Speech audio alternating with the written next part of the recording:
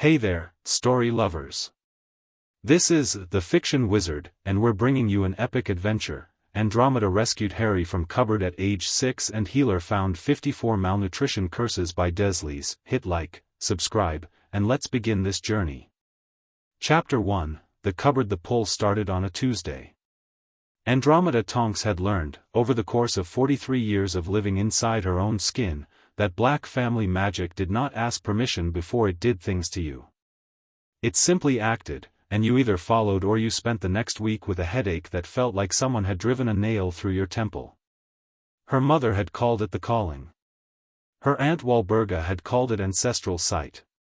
Ted had called it her spooky black thing, with that warm, crooked smile he'd worn when he wanted to make her laugh and wasn't sure she was going to. Ted had been dead for 7 years. The pull wasn't grief. She knew grief. Grief lived in her chest like a stone she'd learned to breathe around.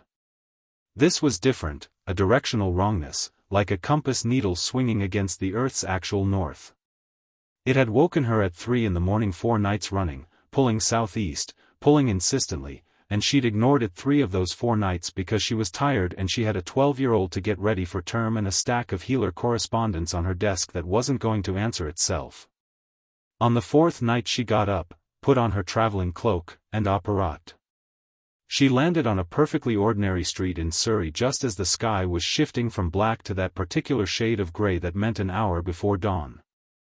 The houses were identical in the way of places where people have worked very hard to make sure nothing stands out.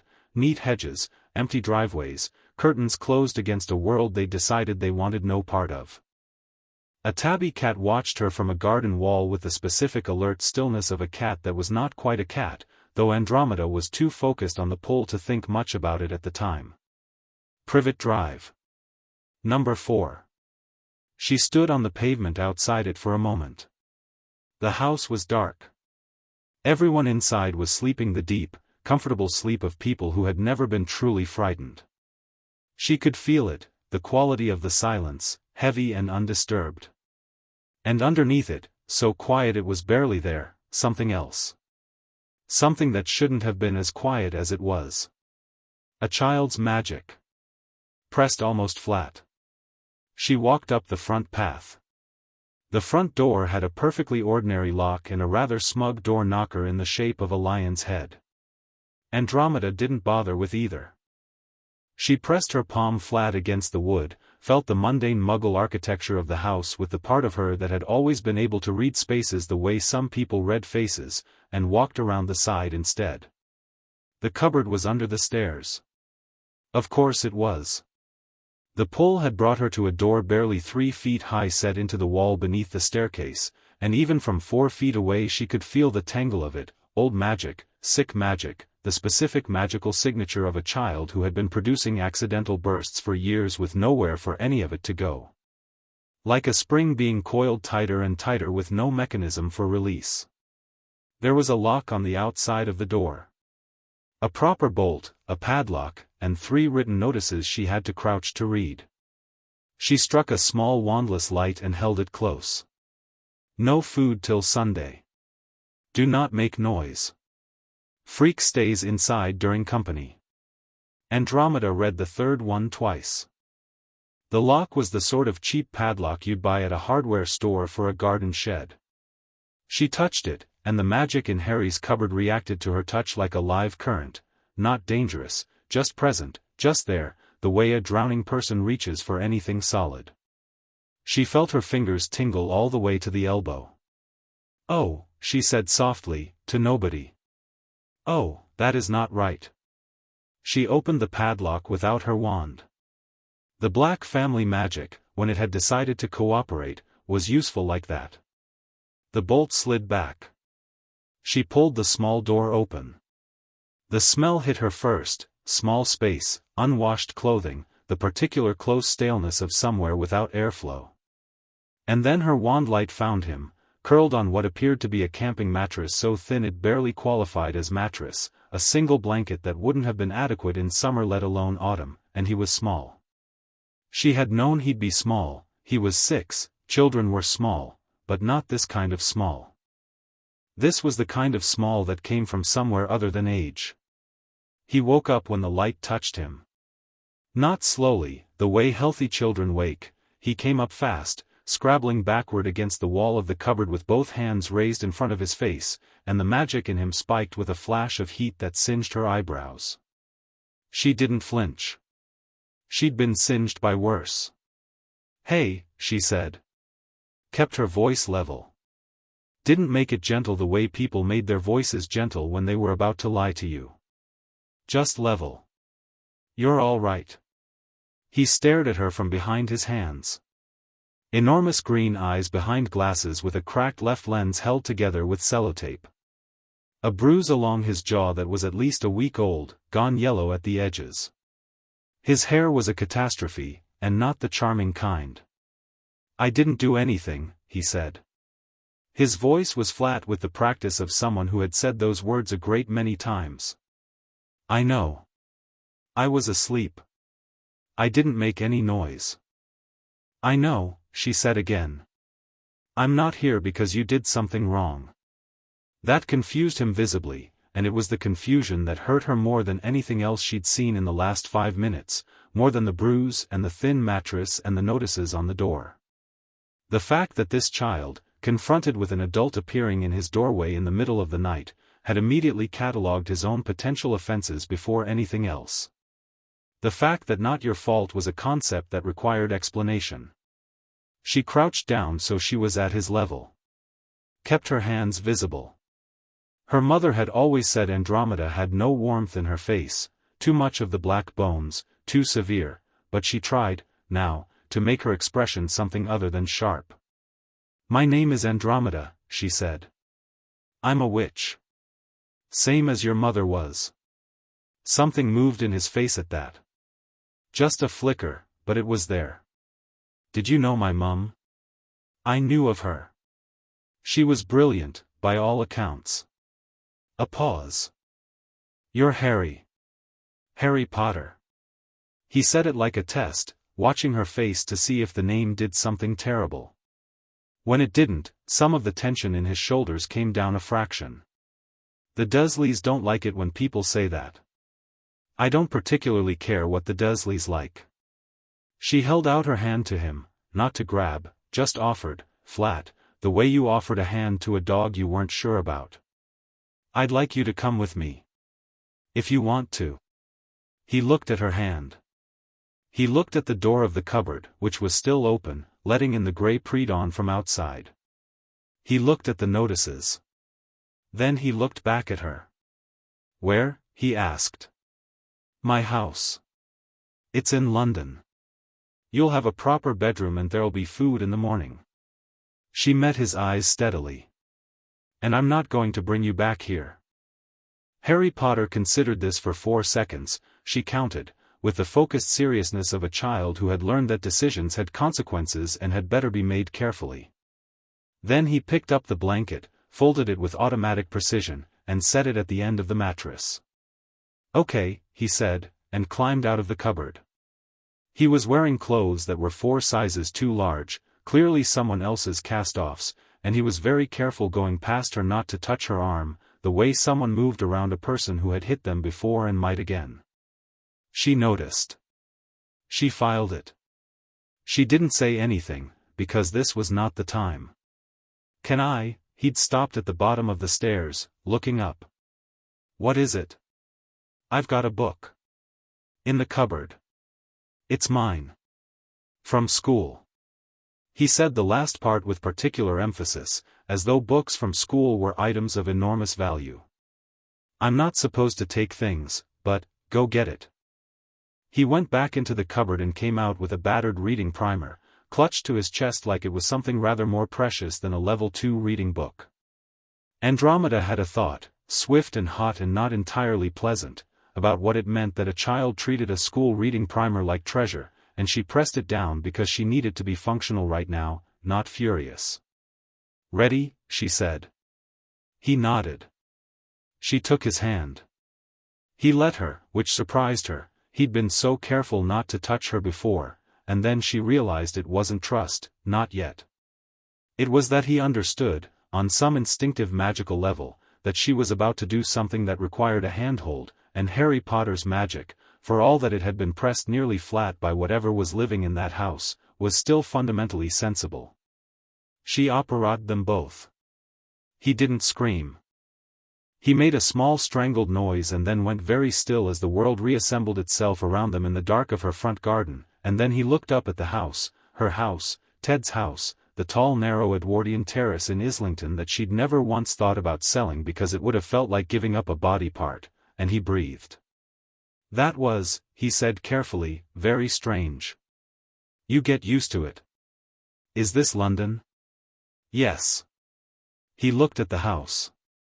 He looked at the sky, which was starting to go peach and pink at the edges. He looked at her, and for the first time something in his face shifted from careful neutrality into something that might, with a generous reading, be called cautious hope. You said there'd be food in the morning, he said. Yes. Is it morning yet? Enough? She looked at the sky. Then she looked at this tiny, hollowed-out child in his enormous clothes, holding his school reading primer like it was a sword. Near enough, she said, and opened the front door. She made him eggs and toast and a glass of milk and cut-up apple, and she put it in front of him at the kitchen table, and she sat across from him with her own cup of tea and her hands wrapped around it and she watched him eat. Or rather she watched him not eat, for approximately 30 seconds, while he looked at the food with an expression that was halfway between longing and confusion. You can eat it, she said. It's yours. He picked up the fork like he was expecting someone to take it away, and then he ate with the focused intensity of someone who had learned not to waste any of it and not to assume there would be more. He ate everything. He drank the milk. He ate the apple pieces one by one. And then he looked at the plate and then at her, and she had already put more toast in the toaster because she'd seen what was coming. There's more, she said. He ate 3 pieces of toast after the eggs. She didn't comment on any of it. When he was done he put the fork down very straight on the plate and said, "Thank you, ma'am." Andromeda, she corrected. He tried it. Andromeda. Then, that's an unusual name. All the Black family names are unusual. It's a constellation. She topped up her tea. Your grandmother was Doria Black before she was Potter. We're very distantly related, which is how the family magic recognized you. He turned this over, the way she was beginning to see he turned most things over, carefully, examining all the sides before putting it down anywhere. My family is magic? Your family is magic. Different branch of it, ancient and a bit mad, but yours all the same. Something about that made him sit up slightly straighter. She noticed.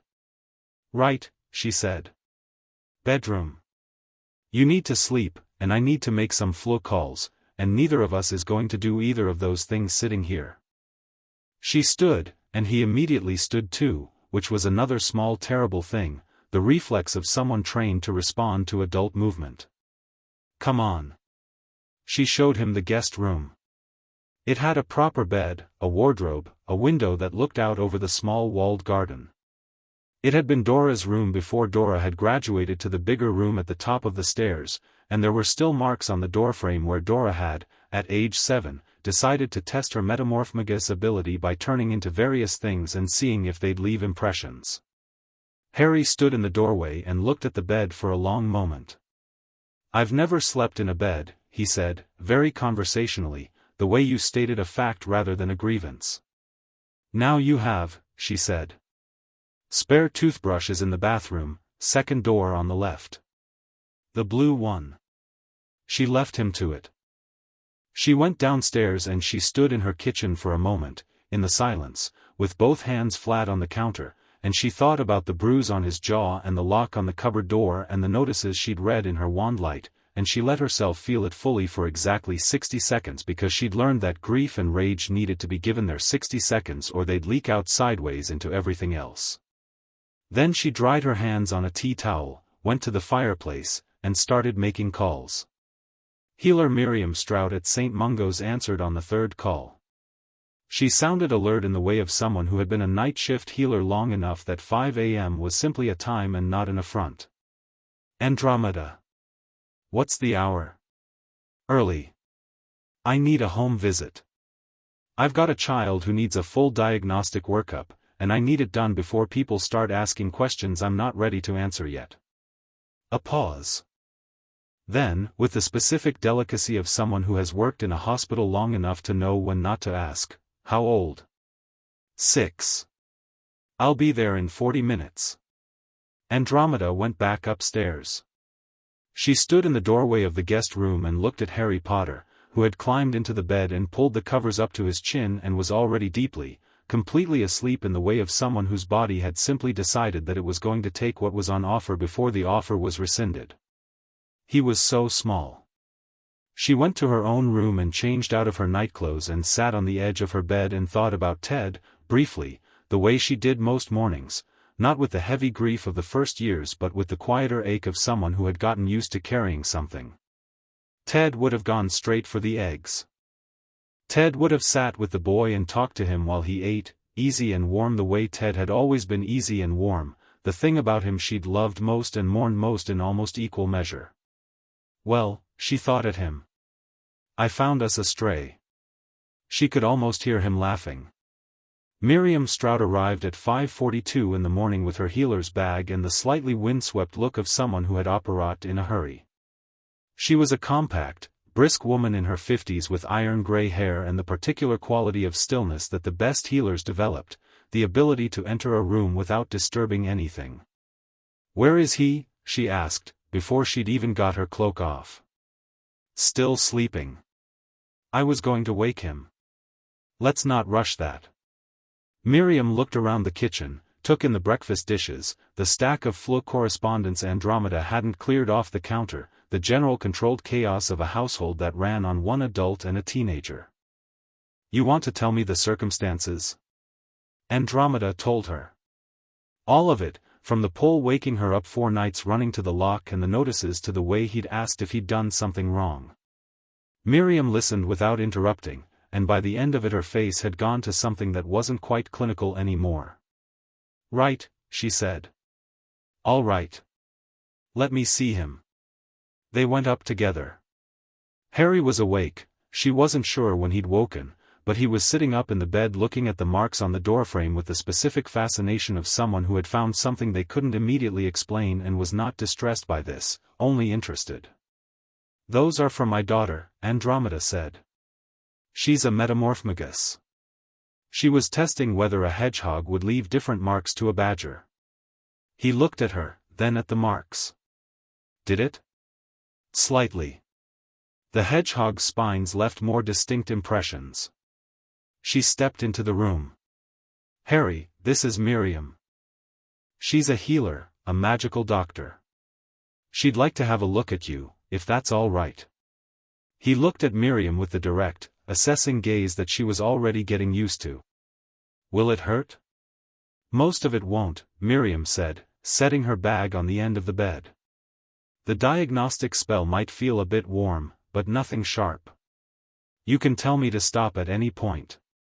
This seemed to genuinely surprise him, the stop at any point, and the surprise made something constrict in Andromeda's chest that she chose not to examine. "Okay," he said. What followed was not quick. Miriam Strout was thorough in the particular way of someone who had seen enough overlooked injuries to know that the first reading was rarely the complete one. She did the standard diagnostic twice. Then she did the deep core scan, a longer process, the wand moving in slow careful circles while Harry sat still with the focused patience of a child who had learned that stillness was often the best available option. Then she did it a third time. By the third time, her face had changed. Andromeda noticed, because she'd been watching Miriam the whole time, the way you watch someone delivering a verdict when you can't read the document yourself. "Miriam," she said. "Give me a moment." She gave her a moment. Harry looked between the two of them with his careful measuring gaze and didn't say anything. Miriam Strout lowered her wand.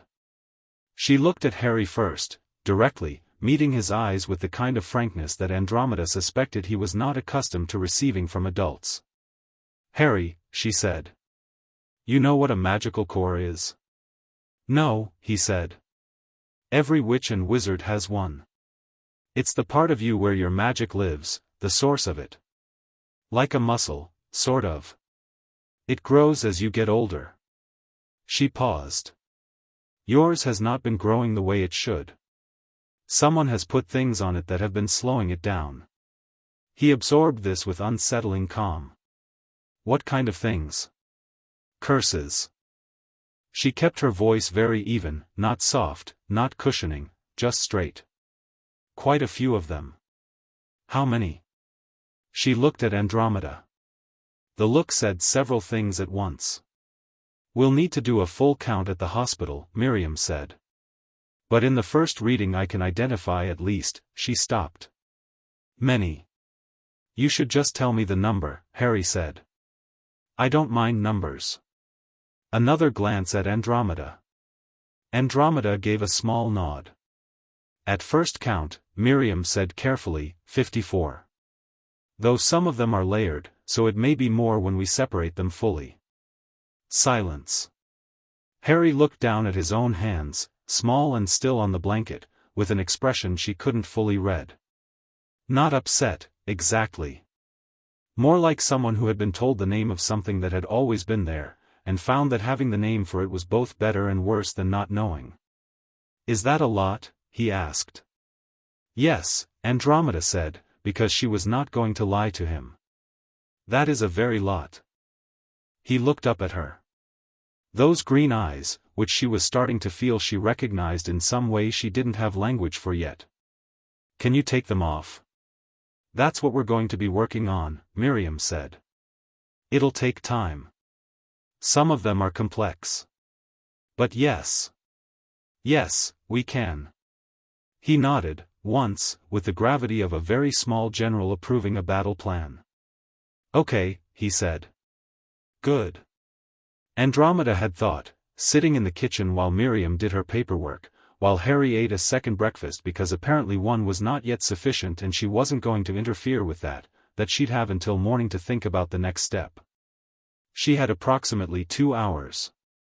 Because at 8 o'clock, her fluff flared bright green, and through it came a face she had not expected and was not delighted to see. Albus Dumbledore.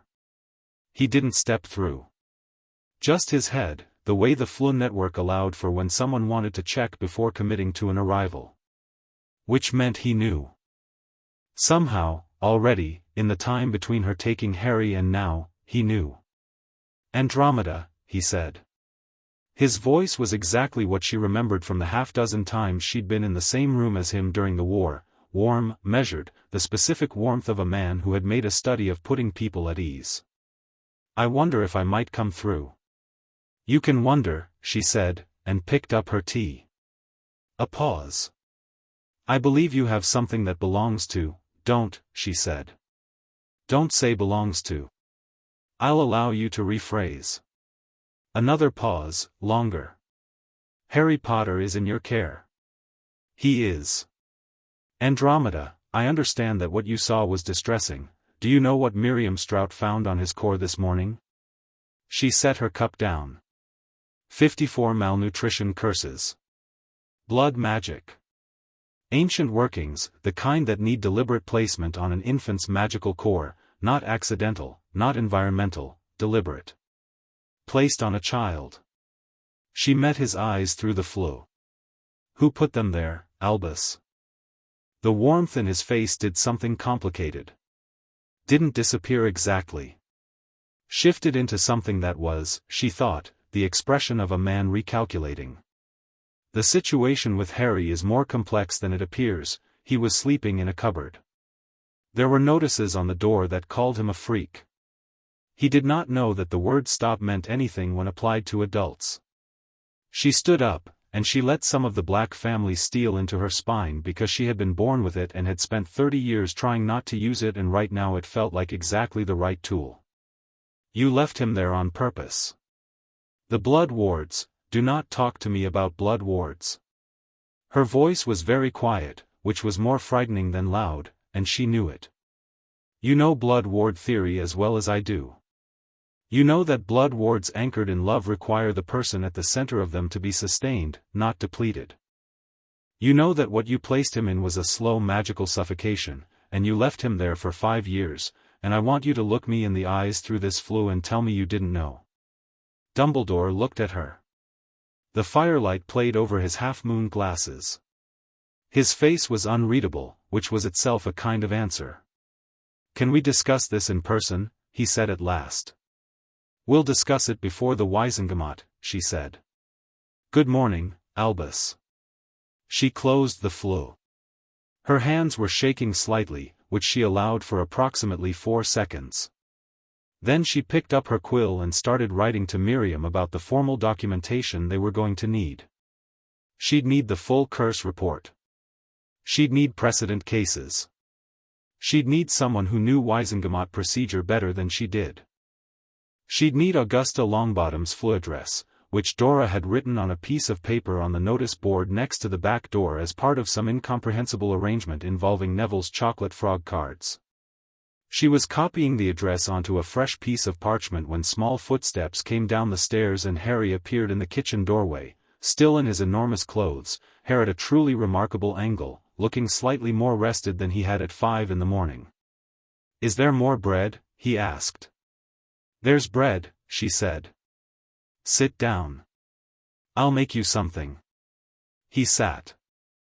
She stood at the counter with her back to him and made toast because it was fast and there was nothing else ready, and she was listening to the sound of him in the kitchen, the small sounds of a child occupying space, his feet not quite reaching the floor from the chair, the particular quiet of him that was not the quiet of a child being good but the quiet of a child who had learned to make himself small.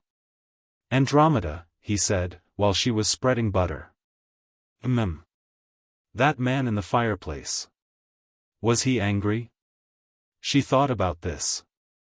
Concerned, she said, which was truer than angry and fair enough to Dumbledore to not be a lie. He had plans for you that have been disrupted. Plans, Harry repeated, trying the word out like a piece of clothing he wasn't sure fit. What plans? She put the toast in front of him. She sat down across from him, the way she had at 5 in the morning with the eggs, and she looked at this 6-year-old child who had not cried once in the hours since she'd opened his cupboard door, who had asked about the number of curses without flinching, who was now asking intelligent questions about political subtext with a piece of toast in his hand. The long answer is complicated, she said. The short answer is that he was managing a situation and I've made that more difficult. Harry bit into his toast. Are you going to send me back? No. He looked at her. Looking for the lie in it, she thought, the way someone looked for a crack in something that seemed too solid to be real. She held his gaze and let him look. Whatever he found seemed to satisfy him, because he went back to his toast. My daughter is going to be home at 3, Andromeda said. Her name is Nymphadora, but you should probably call her Dora or she'll do something regrettable to your hair. She paused. She's 12. She's going to be somewhat difficult about this. About me being here? Yes. He considered. Is that, will she make me leave? No. I make the decisions in this house. She'll simply have feelings about it, loudly, and I'm warning you in advance so you're not alarmed. She picked up her tea. She's not bad. She's just 12. He seemed to think this was a reasonable distinction. He finished his toast in silence, and then he said, Can I go look at the garden? Back doors to the left. Don't touch the rosebush on the right side, it's temperamental. He went to look at the garden. Andromeda sat at the kitchen table with her quill and her parchment and her list of things that needed to happen, and she could see him through the kitchen window, standing in the middle of the small walled garden in the morning light, looking at everything with that same careful, methodical attention he gave to everything, and she thought he looked, for the first time since she'd found him, like a child rather than a held breath. She had not planned this. She had not sat down and decided that today was the day she would take in the most famous child in the wizarding world and start a legal battle with Albus Dumbledore and overturn whatever careful plan the greatest wizard of the age had constructed over the last 5 years. She had simply followed a pull, and opened a door, and found him. But she'd been a black before she was anything else, and blacks, for all their many catastrophic flaws, had never been afraid of a fight they believed in. She picked up her quill. "Dear Augusta," she wrote. "I find myself in need of a woman who knows how the Wizengamot works and isn't afraid of Albus Dumbledore. I've been told you qualify on both counts. I have a situation. Are you available this week?" Through the window, Harry had crouched down near the temperamental rosebush, not touching, just looking, and the early morning light was catching his hair. Even from here she could see the scar at his forehead, pale against his skin. She sealed the letter and called for her owl. Right, she thought, and not for the first time that morning she felt Ted's presence at the edges of the thought, warm and slightly amused. Here we go. Chapter 2, 54 St. Mungo's Hospital for Magical Maladies and Injuries occupied a building that had been pretending to be a closed-down department store on Purge and Dow's Ltd. for so long that the dummy mannequin in the window had developed opinions. Andromeda had walked through that window 40-odd times over the course of her career and her family's various medical catastrophes, and she had never once done it the way she did it now, with a 6-year-old's hand in hers and Miriam Strout walking ahead of them clearing a path through the morning crowd with the specific authority of a healer on a mission. Harry walked through the window without flinching. He stumbled slightly at the threshold, looked back at the solid glass that was suddenly not glass, and said, "Oh," in a tone of pure scientific interest, and then kept walking because Andromeda's hand was still moving forward and he was apparently the kind of child who decided that if the adult wasn't alarmed, the alarm was optional. She'd gotten him proper clothes that morning, a quick trip to the shops while Miriam sat with him and showed him, with great patience, how a sneakoscope worked, because he'd spotted it in her bag and asked questions. He was wearing jeans that actually fit him now, and a blue jumper, and his hair was doing the same chaotic thing it had been doing all morning regardless of what was attempted with it. His glasses were still cracked. She'd added optometrist to the list. The welcome witch at the front desk looked up and then looked again when she processed who Andromeda was holding hands with. Andromeda gave her a look that said not a word with such clarity that the woman simply picked up her quill and went back to her paperwork. Miriam had a room prepared on the 4th floor, spell damage, which was technically accurate. She had also, Andromeda noted with approval, arranged for the room at the end of the corridor, furthest from the lift, with a notice on the door that said routine diagnostics, do not disturb in handwriting that brooked no argument. Harry sat on the examination table and looked around the room with his usual thorough attention while Miriam set up her instruments. Andromeda took the chair in the corner because she'd found, over the last 6 hours, that Harry did better when she was in the room but not hovering, present but not pressing, which was apparently what he'd needed and not had for long enough that he'd noticed the difference. "Is everything here magic?" he asked Miriam. "Most of it." She held up a small brass instrument that rotated slowly on its axis. "This one reads the depth of a magical core. That one," she pointed to something on the table that looked like a compass with too many needles, "tracks resonance. And this is just a blood pressure cuff because sometimes the old ways are the old ways for a reason." He looked at the blood pressure cuff with recognition and something that briefly crossed his face and was gone. She caught it. Made a note. "I'm going to do the full analysis now," Miriam said. "It'll take a bit longer than this morning. Some of it you'll feel as warmth, some of it might be a bit odd, like a buzzing, maybe. But nothing sharp. Yes?" "Yes," he said. He'd pushed his glasses up his nose with one finger and was watching the rotating brass instrument with the focused attention of someone taking a class. What Miriam Strout did over the next hour and a half was, Andromeda knew, one of the most complex diagnostic workups available in magical medicine. She'd seen it done twice before, once on a curse victim brought in from a dark arts raid, once on a child from an abusive family that had been practicing restricted magic. Both times the process had been methodical, careful, and deeply grim. The curse map went up on the wall opposite the table. It started as a blank square of magical parchment, self-inking, responding to the diagnostic as Miriam worked. Harry watched it the way he watched everything, quietly, missing nothing. The marks appeared slowly at first. A cluster of fine, dark lines near what the diagram labeled as the core center. Then more around the outer rings. Then the layered ones, folded over each other in patterns that made Andromeda's jaw tighten because she'd studied dark magic theory enough to know what she was looking at. These were not the work of someone who'd cast a bad spell in anger. These were constructed. Deliberate. Patient. Miriam stopped the diagnostic when the map had 37 marks on it and Harry had fallen asleep sitting up, not from boredom but from what Miriam, with a small sideways tilt of her head, identified as the diagnostic drawing on his energy. She laid him down on the table with the practiced efficiency of someone who'd done this to sleeping children before, propped a cushioning charm under his head, and pulled Andromeda to the far side of the room. "Right," she said, very quietly. "Here's what I can tell you now and the rest will be in the written report. Go ahead. The curses are old. Not Voldemort-era old, older. Some of them predate the statute of secrecy, and the specific construction is consistent with what I've seen in textbooks on black family blood magic." She watched Andromeda's face. Someone who knew that tradition specifically. Intimately. Andromeda was quiet for a moment. Voldemort killed his parents. He was placed at the Dursleys the same night. I know. Are you saying Voldemort placed these? I'm saying the magical signature isn't consistent with Voldemort's known style. His magic was blunt. Destructive. These are surgical. Miriam folded her arms. These were placed over a period of time. Not all at once.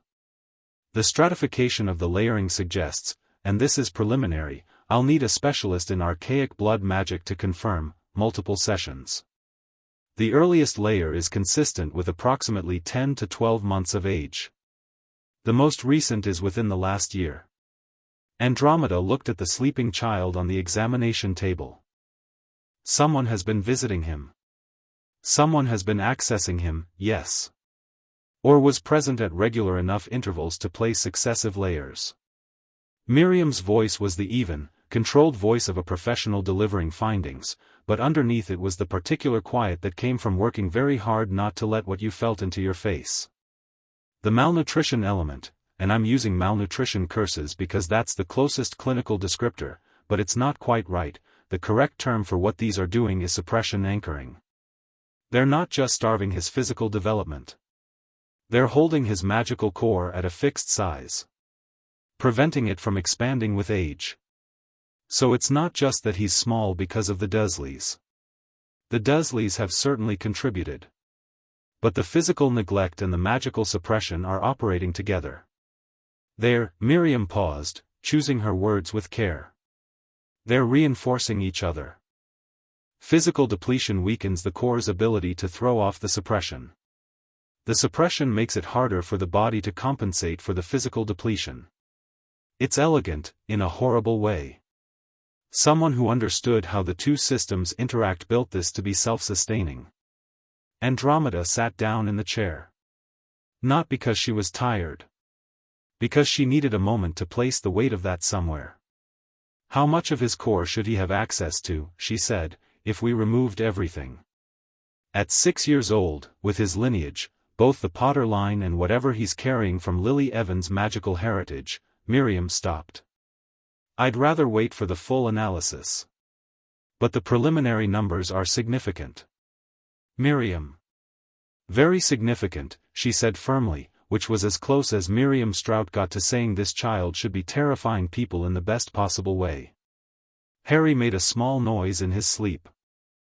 Just a sound, content, almost, the way children sound when they're sleeping somewhere safe. Andromeda looked at him for a long moment. I need the full written report, she said. I need every curse documented, described, and sourced. I need your professional assessment of the harm caused and the projected harm prevented by removal. And I need the name of the best archaic blood magic specialist you know, because I'm going to need an expert witness. Miriam raised an eyebrow. Expert witness. I'm filing for emergency magical guardianship today. And then I'm taking this to the Wiesengemot. A silence. Andromeda, Miriam said, Albus Dumbledore placed that child with those people. Yes. You're proposing to take Albus Dumbledore in front of the Wiesengemot. I'm proposing, Andromeda said, to take the case of a 6-year-old who has 54 curse signatures on his magical core in front of the Wiesengemot and let them draw their own conclusions about how he came to be in an unlocked cupboard under a muggle staircase. She stood up. Get me the specialist's name, please. Miriam looked at her for a long moment. Then she went to her desk and wrote a name on a piece of parchment and handed it over. Thaddeus Okafor. Department of Archaic Magic, St. Mungo's. 3rd floor. Tell him I sent you, Miriam said. And Andromeda? Yes. I'll be writing that report today. You'll have it by 6. Harry woke up at 11 o'clock and Andromeda was still there, sitting in the corner with 3 scrolls of preliminary documentation and a quill going through them. He sat up and rubbed his eyes and pushed his glasses on and looked at the curse map, which Miriam had left pinned to the wall. He got off the table and walked over to it and looked at it with his head slightly tilted. Is that mine? He asked. Yes. That's the map of your magical core, with the curse signatures marked. He counted. She watched him count, finger moving slightly as he tracked across the parchment. There are 37 here, he said. That's as far as the morning diagnostic got. There'll be more when the analysis is complete. He nodded slowly. He'd been so matter-of-fact about all of it that she'd wondered if he understood what it meant, and then she'd catch him looking at something, the map, his own hands, the window, with a complicated expression that told her he understood perfectly and was simply deciding, moment by moment, how much of that understanding to show. Can I ask you something? He said. Yes. He turned to face her. The man in your fireplace this morning. Dumbledore. He said the name cleanly, no nervousness in it. He knew I was there. In the cupboard. It wasn't a question. Yes, she said, because he was 6 years old and he had just looked at a diagnostic map of 54 curses on his own soul with the steadiness of a much older person, and he deserved honesty. He looked at the map again. And he left me there. Yes. Another silence, longer this time. His expression didn't crumple. It didn't go hard with anger either. It did something more complicated, a kind of internal recalibration, like a compass that had just been told the thing it was pointing to was not actually north. Why? He said. That, she said carefully, is something I intend to ask him publicly and on the record. He looked at her. Whatever he found in her face seemed to settle something, because he gave a small nod and said, okay, and went back to the examination table to wait for Miriam. Thaddeus Okafor was a tall man in his 60s with a close-cropped gray beard and the hands of someone who had spent decades working with delicate magical instruments. He met Andromeda in his office on the 3rd floor at 12:30, and he looked at the preliminary diagnostic results, and he was quiet for rather longer than was comfortable. Where did you find him? He said at last. Surrey. And he's been there since, the night of the 31st of October, 1981. Okafor set the parchment down. He had an expression she recognized, the expression of someone in a specialized field who has just been shown something that shouldn't exist and is working through what it means. The youngest layer here is consistent with an infant under a year old. The construction, he stopped. This isn't a single practitioner's work. She felt something cold drop through her. What do you mean? I mean the magical signatures across these layers aren't uniform. The deepest layers, the oldest ones, are one signature. Clean, very old-fashioned in the method, consistent with classical black family working. He looked up at her. I want to be very precise about this, Mrs. Tonks. I'm not accusing any individual. I'm telling you what the magic says. And the more recent layers? Different signature entirely. More modern methodology, but using the same structural framework, as if someone had studied the original workings and continued them, with slightly less fluency but a great deal of determination. He tapped the parchment.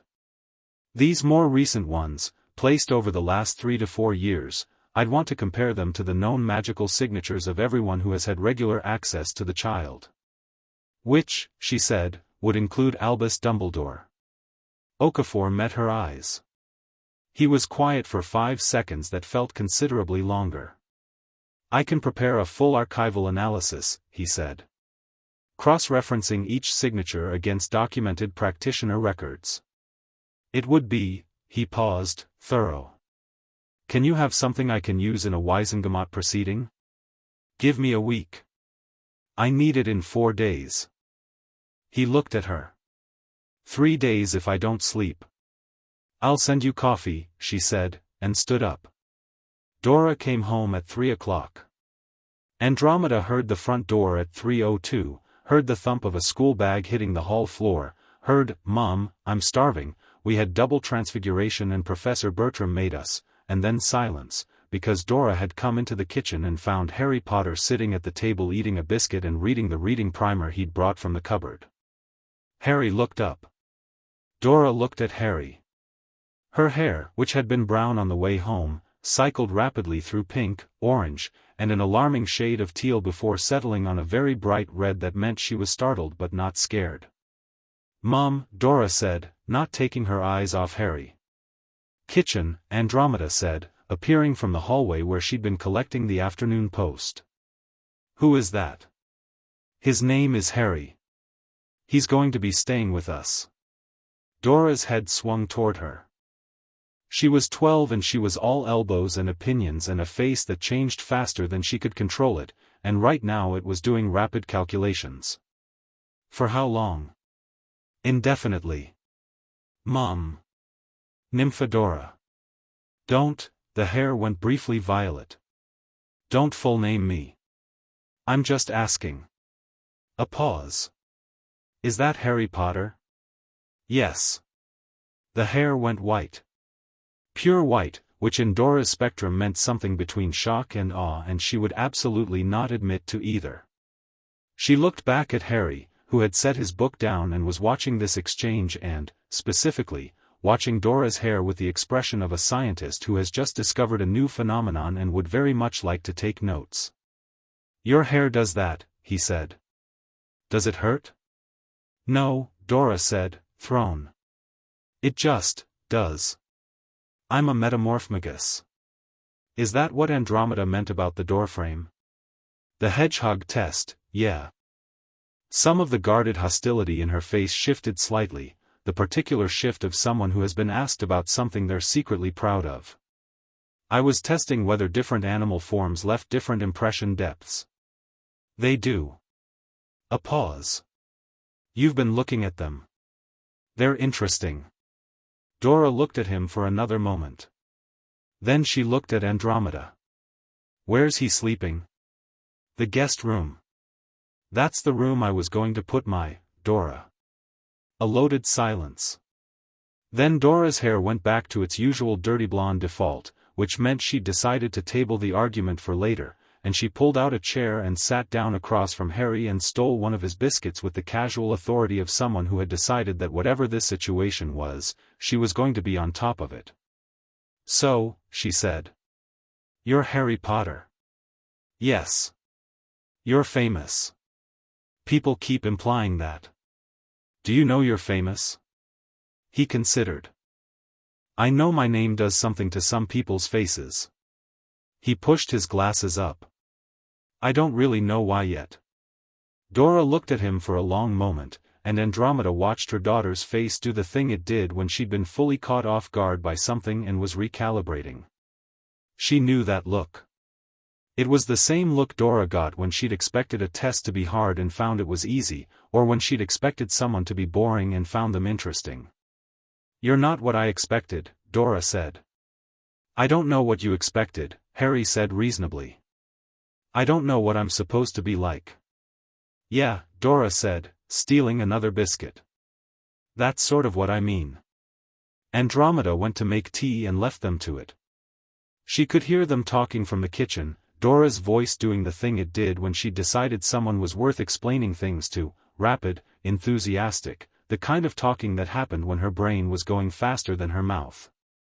She heard her explaining Hogwarts, and the houses, and the metamorphmagus thing in considerably more detail, and Harry's quieter, steady responses. She heard him laugh once, properly, surprised out of him, a quick bright sound, when Dora apparently demonstrated something with her face. She stood at the counter with her eyes closed for a moment. Then she wrote 4 more letters. The response from Augusta Longbottom came that evening, while Harry and Dora were in the sitting room and Dora was teaching him exploding snap with the patient condescension of a 12-year-old who had just decided someone was her project. Andromeda, it read, in Augusta's characteristic upright handwriting that left no room for ambiguity. I have been waiting for someone to say what you have just said for roughly 4 years. I have had my suspicions about the Potter child's placement since 1982 and found precisely no one willing to act on them. Come Thursday at 9. Bring the documentation. I'll have Gerald Macmillan on standby, he's been on the Wisengamot for 30 years and he owes me 3 favors. Don't be late. A.L. Andromeda read it twice. Then she went to the drinks cabinet and poured 2 fingers of fire whiskey, because she'd earned it, and she stood in the kitchen and thought about the shape of what was coming. She'd filed the emergency guardianship papers with the ministry that afternoon.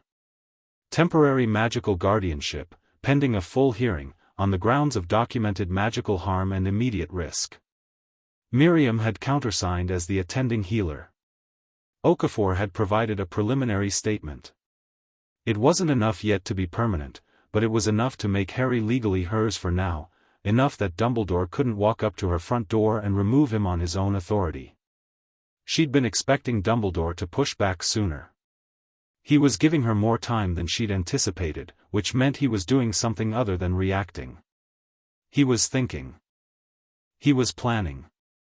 And that was, in its way, more concerning than an immediate confrontation, because Albus Dumbledore planning was a different animal entirely to Albus Dumbledore reacting. She was on her 2nd finger of fire whiskey when the flue went green at 7 in the evening. It wasn't Dumbledore this time. Minerva McGonagall stepped through the flue in her traveling tartan, and the expression she wore when she was furious and making an effort not to show it, which Andromeda had seen at various order meetings and recognized now with a complicated mixture of feelings. Andromeda, she said. Minerva. She raised an eyebrow. Sent by Albus? No. McGonagall's chin came up. I came on my own. She looked at her steadily for a moment. All right. Tea? Please. They sat at the kitchen table the way 2 women who had never been friends but respected each other did, straightforward, no pretense of warmth, but genuine enough attention. McGonagall wrapped her hands around her cup and looked at the table for a moment before looking up. How is he? She said. Physically depleted. Magically suppressed. Psychologically, Andromeda set her cup down. He doesn't cry. Did you know that? I've had him a day and I've seen him told he has 54 curses on his core and he hasn't cried once. Not because he's brave, Minerva. Because he's learned that crying doesn't get you anything. McGonagall's jaw tightened. I told Albus, she said quietly. In 1981. I observed the house for a full day before he placed Harry there. I told him those people were the worst sort of muggles and that I was strongly opposed. And he placed him there anyway. He said the blood wards were essential. That Harry needed the protection more than he needed, she stopped. More than he needed to be treated like a child, Andromeda finished. Silence. I should have pushed harder, McGonagall said, and the words came out like something that had been sitting behind her teeth for 5 years. I knew it wasn't right. I knew it from the first day. And I told myself that Albus had information I didn't, that the blood wards were as critical as he said, that. She picked up her tea. I was a coward. You were compliant, Andromeda said. It's not quite the same thing. But yes. In the outcome, it looks similar. She didn't soften it. McGonagall, she suspected, didn't want it softened. Why are you here, Minerva? Because I want you to know that when this goes before the Wisengamot, she said, I will not be standing on Albus's side of the room. Something settled in Andromeda's chest. That's a significant thing to say. It's a significant situation. It's going to complicate your position at Hogwarts. McGonagall set her teacup down with a small precise click. I am the deputy headmistress of Hogwarts, head of Gryffindor House, and I have been a member of this community for 50 years. My position will survive. A pause. What I'm not sure I would have survived is watching that boy arrive at Hogwarts in 5 years and knowing I'd had the chance to do something about what he'd been through and hadn't. Andromeda looked at her. Minerva McGonagall had always been upright, rigid in her principles, occasionally infuriating in her commitment to institutional procedure. But underneath that she had, Andromeda had always thought, a very clear sense of what mattered. It just sometimes took her a while to let it outrun the other things. He's in the sitting room, Andromeda said. If you want to meet him. McGonagall went still for a moment. Then she stood up, straightened her robes, and followed Andromeda to the sitting room doorway. Harry and Dora were on the floor with the exploding snap cards. Harry had apparently gotten significantly better at it in the last hour, because he was winning, and Dora was being magnificently bad at losing, her hair cycling through a series of increasingly outraged colors, her voice raised in cheerful protest. Harry was watching her hair with delight. Your cards keep catching fire, Harry pointed out. They're not supposed to catch fire that fast, there's something wrong with this deck. You've said that 4 times. It's been true 4 times. Dora jabbed a finger at the offending card. That one specifically has a fault, I'm convinced, and then it did, in fact, explode with a loud crack, and Dora fell backward and Harry laughed again, the same quick bright sound from the kitchen, and this time it lasted longer. McGonagall made a very small, very controlled sound. Andromeda looked at her.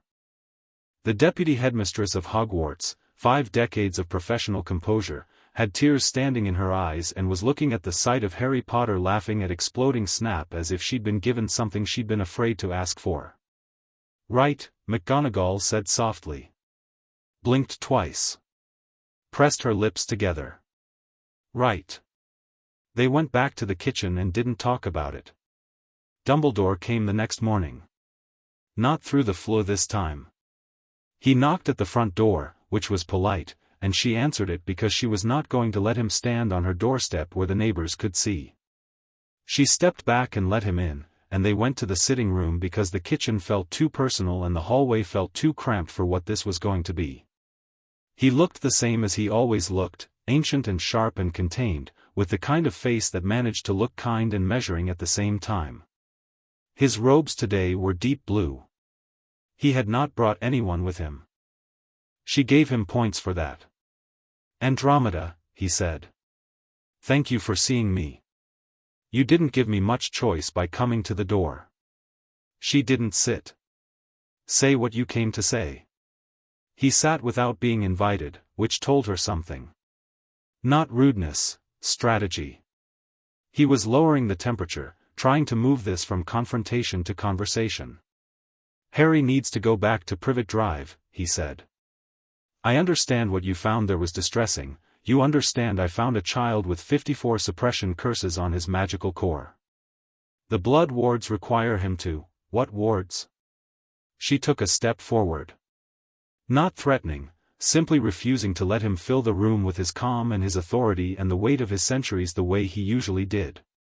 Show me the active ward lines, Albus. Because I sent a ward specialist around Privet Drive at 7 this morning and she found residual ward structure, yes, she watched his face, nothing active. Nothing that required Harry's specific continued presence. The wards broke down in early 1984 and were never renewed, which means the blood protection argument has been expired for 3 years. The room was quiet. Dumbledore looked at her. That measuring look, the one that evaluated and weighted and decided. She'd seen it applied to other people before. She kept her chin level and let him look. The situation is more complex than the ward analysis suggests, he said at last. Is it more complex than 54 curses placed on an infant's magical core by someone with intimate knowledge of black family blood magic? She said it flat, no emphasis, letting the words carry their own weight. Because Thaddeus Okafor is currently producing an analysis of the magical signatures of those curses. And when he's done, I'm going to know who placed each layer. Dumbledore was still. Not the stillness of a man caught out, the stillness of a man choosing what to be in the next moment. She'd heard stories of that quality of stillness from Order members who'd watched him in battle. It was not a comfortable thing to be on the other side of. "What do you want, Andromeda?" he said. Quiet. Not cold. "Emergency guardianship is already filed. The hearing is set.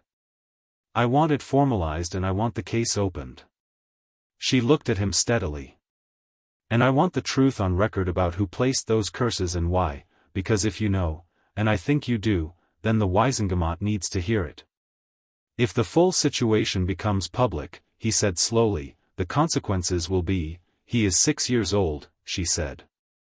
"I am not interested in consequences for anyone except him right now." Dumbledore looked at her for a long moment.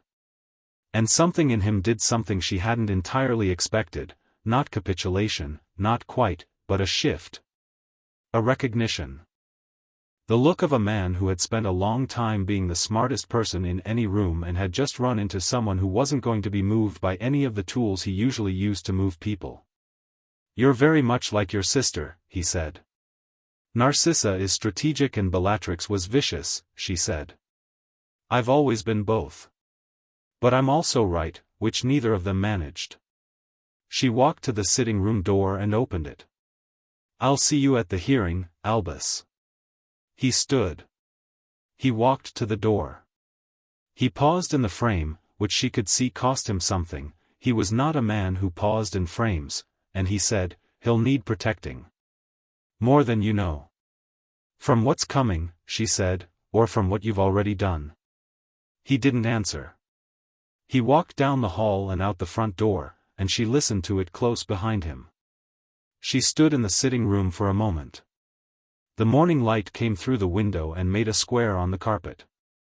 She could hear Harry upstairs, the creak of the floorboards, the small sounds of a child who existed in a space and was learning, day by day, to believe that he was allowed to. She had 4 days to build a case. She went back to her desk. That evening, after dinner, she found Harry sitting on the back step in the last of the October light, the reading primer open on his knees. He'd progressed through it with startling speed. Miriam had tested his reading level that morning and found it significantly higher than a standard level 2, which was what the battered primer would suggest, and had theorized that Harry had read the thing so many times in the cupboard that it was no longer giving him anything new. She'd put a request in with a magical bookseller for a set of early magical theory primers. Not spell work yet. Just theory. She wanted to see what he did with them. "What are you reading?" she asked, sitting beside him on the step. "Same bit again." He showed her the page, a story about a rabbit. "I know it by heart but I like," he stopped. "What?" He looked at the book for a moment. "Then, the rabbit has a burrow. It's his. Nobody else's." He turned the page. "I liked that part." She sat with that for a moment. "You'll have your room," she said. "This isn't temporary, Harry. You're not visiting." He turned this over in the way she was learning was his process, careful, thorough, examining all sides. "The man this morning," he said. "Dumbledore. He wants me to go back." "Yes. But you're not going to let him." "No. He looked at the garden for a moment. The temperamental rosebush had, Andromeda noticed, put out a small late bloom, just one, a deep red, which it had not done all summer. She had a suspicion about that and kept it to herself. "Good," Harry said, simply, and turned back to his book. She sat with him until the light was gone and Dora called them in for tea. Chapter 3, What Boys Are Made Of. 6 months after Andromeda brought Harry home, the rosebush outside the back door had grown 6 feet taller than the garden wall and was producing roses in colors that didn't exist in any horticultural catalogue. Deep violet ones on Tuesdays. Silver-edged ones on days when Harry was particularly happy. One extraordinary morning in March it produced a single black rose with a gold center, and Dora took a photograph of it and stuck it on the kitchen notice board next to Augusta Longbottom's fluid dress, which was still there because nobody had taken it down. Andromeda had stopped apologizing to the neighbors about the rosebush. She'd put a mild "notice me not" on it in January and called it done.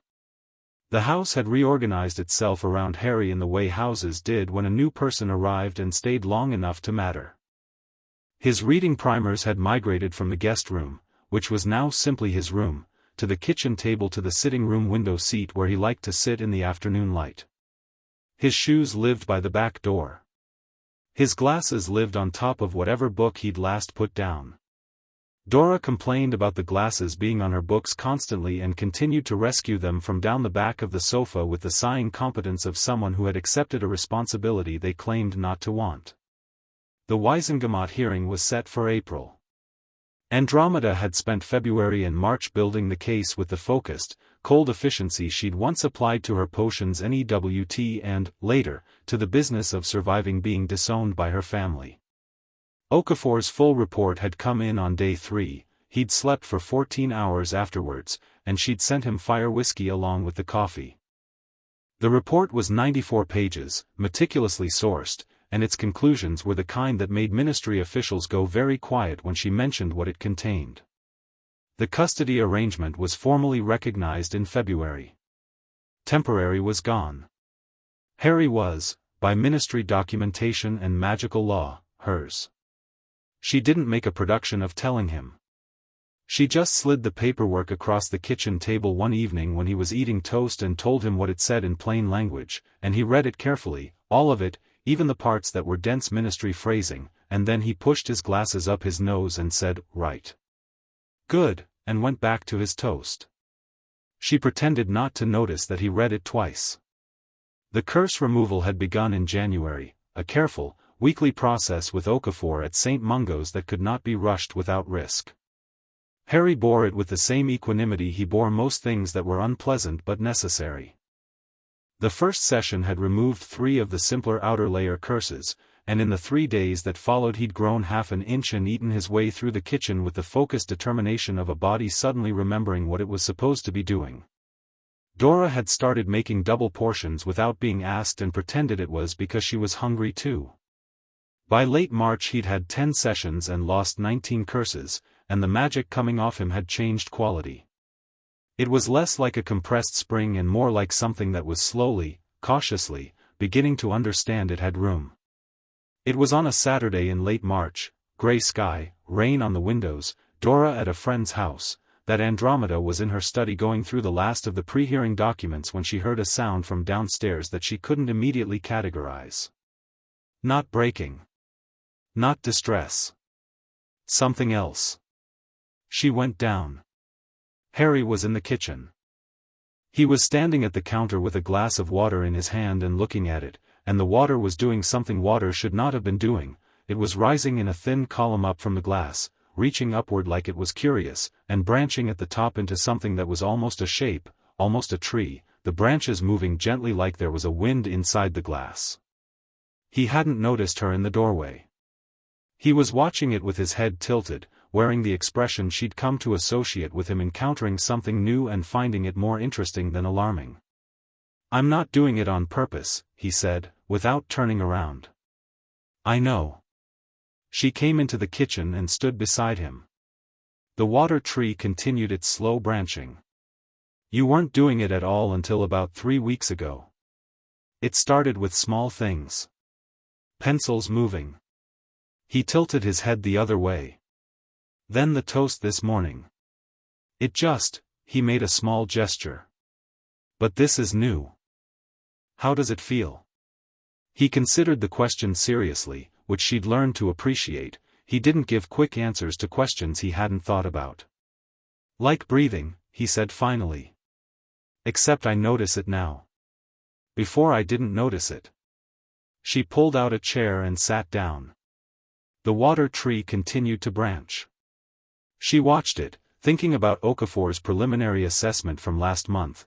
At current removal pace, full core access within 18 months, and the projected capacity is one of the highest I've documented in 40 years of practice, and she thought about what it meant that this child was sitting in her kitchen growing a water tree out of a glass with the concentration of someone learning to breathe. Have you ever made anything move on purpose? She asked. He was quiet for a moment. At the Dursleys. Uncle Vernon was going to, he stopped. Reset. He was angry. And I didn't want him to reach me. And the chair between us moved. He glanced at her sideways. He told Aunt Petunia I'd pushed it. I'd been on the other side of the room. How far did it move? Across the kitchen. She kept her face neutral.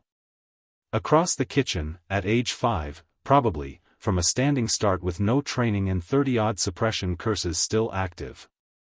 All right, she said. After Easter, once the hearing is done, I'd like to start you on some structured exercises. Not spell work, your years off a wand. But control work. Awareness exercises. He finally looked away from the water. So I can move things on purpose? So you understand what you're doing when you do. She paused. There's a difference between power and control, Harry. Power you seem to have in rather a lot. Control is what you build. He looked at the water tree. Then, with the careful attention of someone very much doing something on purpose, he looked at it, really looked at it, and the branches slowed their movement and held still, and then, slowly, gracefully, the water lowered itself back into the glass. He looked at her. Okay, he said, and the word had a satisfaction in it that she recognized because she'd felt it herself, the first time a transfiguration had done what she'd intended rather than what she'd accidentally forced. Show me the exercises. After Easter, she said firmly. He accepted this with the patience of someone who had learned that after was a concept that, in this house, actually meant something. Remus Lupin appeared at her front door on the 2nd of April. She saw him through the sitting room window before she answered the bell, a man who had once been reasonably young and now wore his age the way people wore heavy coats, hunched slightly under the weight of it. He was in patched robes with a briefcase that had seen better years, and he was standing on her front step with the look of someone who had stood outside for 2 minutes deciding whether or not to knock. She opened the door before he knocked a second time. He blinked. Andromeda. Remus. She looked at him for a moment. He'd been a particular frequency of ghost for the last 5 years, present in the Order's surviving social networks, showing up at Sirius's hearings and then the ones after, never quite landing anywhere. He looked like he hadn't slept properly in recent memory. Come in. I should have come sooner, he said, following her down the hall. Yes. She took him to the kitchen. He sat down with the automatic gratitude of someone who was more tired than he was letting on, and she put the kettle on because it was something to do with her hands while she decided how to handle this. I heard about the hearing, he said. Words getting around. I expected it to. Dumbledore's, he stopped. Tried again. He's not happy. No. She set a mug in front of him. Are you here to ask me to reconsider? Because that conversation will be short. No. He wrapped both hands around the mug. His hands, she noticed, were shaking slightly, the fine tremor that came with lycanthropy and was worse on the edges of the month. I'm here because I should have done something 5 years ago and didn't, and I'm not sure I have a right to be here now, but I couldn't. He stopped. Pressed his lips together. She sat across from him. Waited. I knew James and Lily, he said. I knew their son would be. James was extraordinary. Lily was more extraordinary. I knew what the Dursleys were. Lily never spoke well of her sister. I knew what Petunia thought of magic, what she thought of Lily, what she would think of. He looked at his tea. I told Dumbledore in 1982 that I was concerned. What did he say? That Harry needed the protection of the Blood Wards more than anything else. That he was monitoring the situation. That extraordinary circumstances required extraordinary measures. He looked up at her. And I believed him. Or, I wanted to believe him, because the alternative was accepting that I'd left James's son somewhere wrong and done nothing about it. Andromeda looked at him. She'd known Remus Lupin by reputation more than friendship. He'd been 3 years behind her at Hogwarts, one of James Potter's people, a war veteran who'd ended up somewhere between belonging and exile the way werewolves often did. She felt, looking at him, the particular complicated frustration of watching someone be honest about their failure in a way that was genuine and too late in roughly equal measures. What do you want? She said. Same question she'd asked Dumbledore, but it landed differently. I want to know he's all right, Lupin said. And I want, he stopped again. This clearly cost him something. I want to be useful. If you'll have me. I know I don't have a claim. I know I didn't. I'm not asking for anything he doesn't want to give. But I knew his parents. I'm the only one left who did, who isn't. He made a gesture that meant in Azkaban without saying it. And I thought he might want that. Eventually. If he wants it at all. She was quiet for a moment, turning this over. He knows about his parents, she said. What I know, which isn't a great deal from personal knowledge, but I've told him what I can. He knows they were murdered by Voldemort and that he survived it. She watched Lupin's face contract slightly at the name. He knows Sirius Black is in Azkaban for killing Peter Pettigrew and 12 Muggles, which he knows is the official story and which he does not, incidentally, appear to believe without reservation. Lupin went very still. He's 6. He's perceptive, she said. He noticed that the story had an odd shape. He asked about it once and then didn't bring it up again, which means he's thinking about it and waiting until he has more information. He does that with things that matter to him. Lupin looked at her for a long moment. Something in his face was doing something complicated. He sounds like James, he said quietly. I'll take your word for that. She stood up. He's upstairs. I'll ask him if he wants to come down. She paused in the doorway. Remus. He's not going to look at you and fill up with gratitude because you knew his parents. He's going to evaluate you the same way he evaluates everything, which is carefully. Don't make it about what you owe him. Just be a person. Lupin blinked. Then, unexpectedly, he almost smiled, tired and crooked, but real. You're quite direct. The situation rewards it. She went upstairs. Harry was on his bed reading. He'd graduated from magical theory primers to an introduction to wizarding history that he'd found on her shelf, and he was cross-referencing it with the primer in the way of someone building a map. He looked up when she appeared in the doorway. Someone's here, she said. His name is Remus Lupin. He knew your parents. Harry put the book down. He's not dangerous, she said. He's a werewolf, which means there are certain days of the month he's not available for anything, but today is not one of those days and it won't be a problem. She kept her voice even, factual. You don't have to come down. You don't have to talk to him. But he's asked to meet you and I thought you should decide. Harry was quiet for a moment, turning it over. Then he put the book carefully face down to hold his page, and got off the bed, and came to the door. What was he to my parents? He asked. Friend. Schoolmate. Part of the same, they were close, the 4 of them. She watched his face. He's one of the only people left who knew them well. He thought about this. Okay, he said, and went downstairs. She followed at a small distance. Lupin was still at the kitchen table, hands around his mug, and he looked up when Harry appeared in the doorway, and for a moment his face did something he couldn't control. She saw it, the swift complex grief and recognition of a man looking at his dead best friend's son for the first time and finding the shape of James in the jaw, the green of Lily in the eyes. Harry looked at him with the measuring, patient attention he gave everything. "Hello," he said. "Hello." Lupin's voice was steady. "I'm Remus."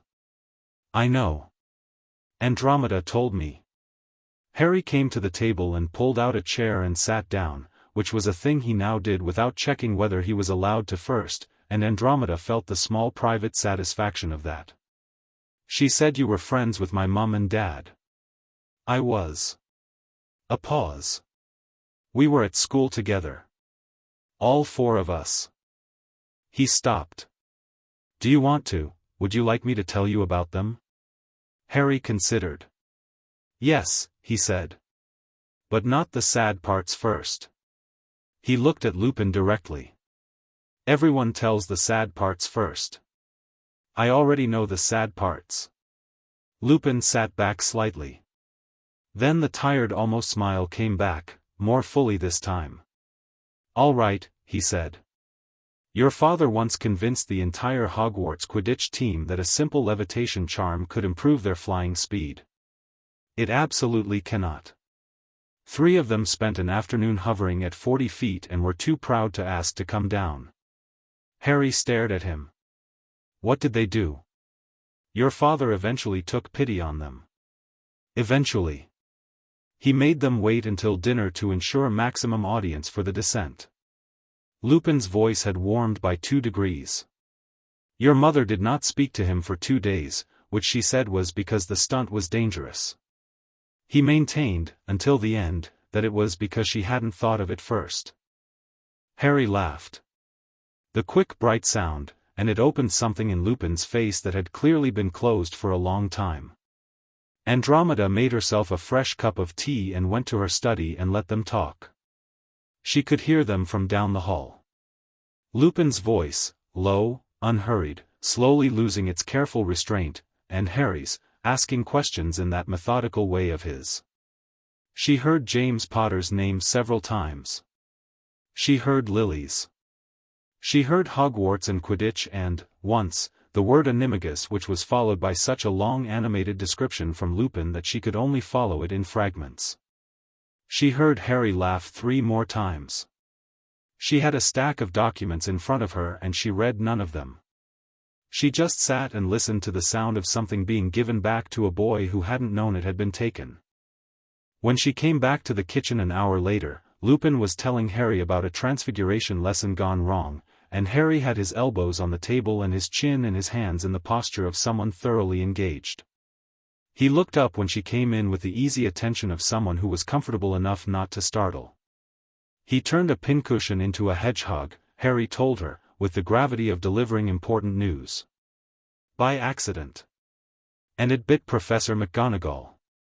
She has never forgiven me, Lupin confirmed. I thought metamorphmagus hedgehogs were a recurring theme in this house, Andromeda said, pouring tea. Harry's face did the thing it did when she said something unexpected and funny, a moment of processing and then the grin, which was one of the best things she'd seen in 6 months. Dora's going to love that story, he said. She looked at Lupin across the top of Harry's head. He mouthed thank you at her with a sincerity that was slightly embarrassing and she gave a small shake of her head and poured the tea. Dora came home at 5 to find Lupin at the kitchen table, which she handled with considerably less drama than she'd handled Harry's arrival, possibly because she'd been primed to expect the unexpected and possibly because Lupin immediately asked about her metamorphmagus work with the genuine curiosity of someone who found it fascinating rather than merely polite. Dora demonstrated for 12 straight minutes. Lupin was an excellent audience. Harry watched Dora's face cycle through 3 different noses and a set of impressively accurate cat ears, and the kitchen was loud and warm and smelled like the dinner Andromeda was making, and she stood at the stove and thought about Ted with the familiar ache that was now, increasingly, threaded through with something that wasn't quite grief. Something that was more like gratitude. Lupin stayed for dinner. He left at 7:30 with an open invitation to return, which Andromeda issued without making it conditional and without making it large, just matter of fact, the way she tried to do everything that mattered. He shook her hand at the door and said, "I'll be at the hearing," and she nodded. "Wear something better than those robes," she said. He looked down at himself. "Are they that bad?" "Yes." He almost smiled. "I'll see what I can find." He went. She closed the door and turned around to find Harry standing at the bottom of the stairs, clearly on his way up, and clearly having overheard. "He's coming to the hearing?" Harry said. "Yes." "Is that good?" "He knows things about the night your parents died that aren't on public record," she said. "And he's a credible witness." "Yes, it's good." Harry thought about this. "He misses them," he said.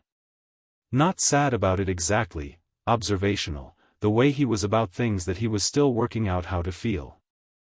He kept almost saying something and then stopping. "Yes. He's been carrying it for a long time without anyone to put it down with."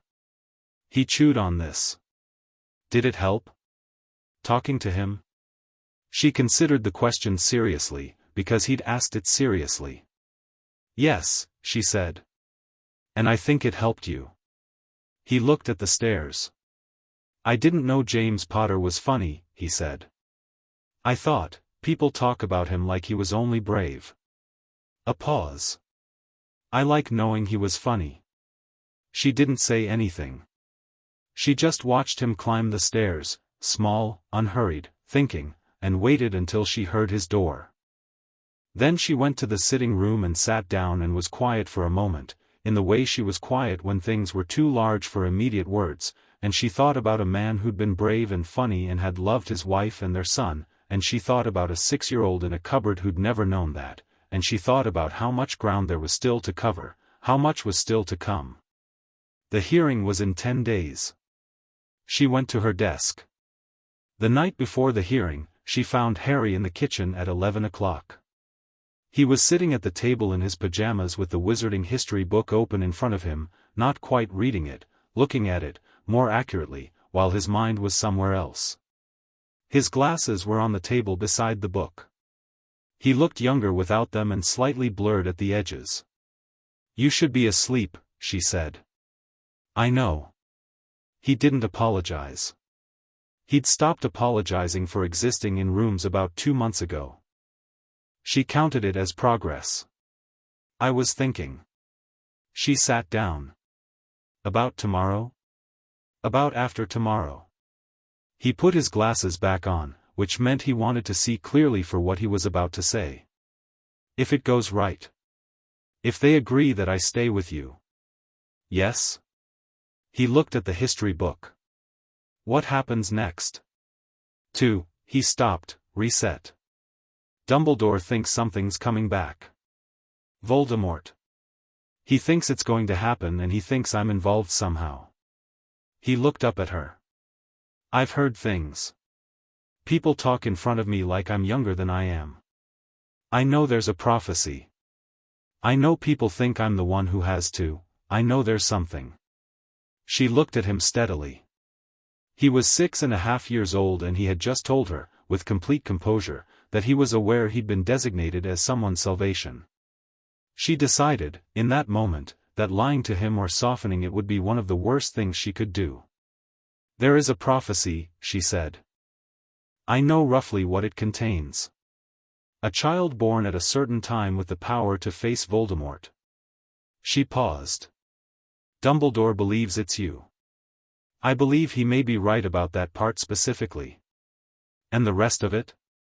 "The rest of what he's done with that information," she said, "is where he and I disagree completely." She met his eyes. "He thinks it means you need to be shaped into something useful. Limited, depleted, kept humble, a weapon pointed at a target." "I think he's wrong." "What do you think it means?" "I think it means you're going to need to be extraordinary," she said, "and that the best way to make someone extraordinary is not to starve them." It's to give them everything they need and then get out of their way. He looked at her for a long moment. The kitchen was quiet around them, the late-night quiet of a house that had accepted him, the small sound of the rosebush outside doing whatever it was doing in the dark. "I'm not afraid of him," Harry said. "Voldemort. I know I probably should be." "Why do you say that?" He thought about it. "Because I spent 5 years afraid of the Dursleys," he said slowly. "Every day. Afraid of making a sound or taking too much food or being in the wrong place. And then you took me out of there and now I'm not afraid of them, and it turns out," he paused. "It turns out they weren't the worst thing that could have happened to me. They just felt like it because I didn't know anything else." He looked at his hands. "So I don't know what Voldemort is yet. I just know he's not the Dursleys." She was quiet for a moment. "No," she said. "He's not. So I can learn what he is and decide then." He said it with the simplicity of someone who had very efficiently organized a problem into a shape they could handle. "Right?" She thought about Okafor's projected numbers. She thought about the water tree, branching in the kitchen light. She thought about a chair moving across a room when a child needed it to. "Right," she said. He nodded, satisfied, and closed the history book. "Go to sleep," she said. "Tomorrow is long."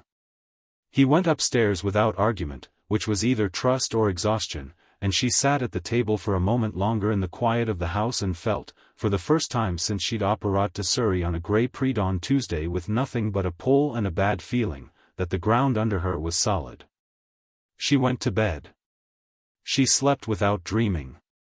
The morning of the hearing she came downstairs at 7 to find Dora in the kitchen making toast with her hair in a complicated updo she clearly couldn't maintain because it kept slipping into something slightly spikier when she wasn't concentrating.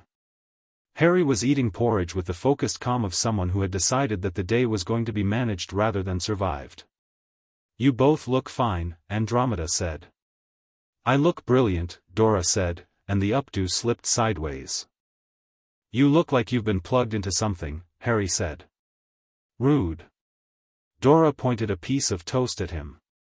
"Accurate, but rude." "Dora," Andromeda said, "your father's formal robes are in the hall cupboard. The blue ones. Please don't put anything bright on your face." Dora made a face that lasted approximately 1 second before she composed it back into something more cooperative. She was 12 and she had been told, with great care and honesty, what today was about and why it mattered, and underneath the hair and the expression she was, Andromeda knew, deeply committed to it going right. She just showed commitment the way she showed everything, which was sideways and at volume. Harry finished his porridge and put the bowl in the sink and came to stand in the kitchen doorway. He was wearing the new robes she'd ordered for him, dark blue, simple, well-fitted. He looked like himself, which was all she'd aimed for. "Ready?" he said to her, not the other way around. She looked at him, this boy who'd been curled in a cupboard 6 months ago and who was now standing straight in her kitchen doorway asking if she was ready, with those green eyes clear and steady and that particular composed certainty that she was beginning to think was just fundamentally him rather than anything the last 6 months had built. "Yes," she said. "Good." He picked up his reading primer from the counter, he'd left it there last night, and she realized he was bringing it with him, for the weight. He tucks it under his arm with the ease of someone carrying a very ordinary thing. "Let's go." Dora turned the toast off. Andromeda picked up her briefcase.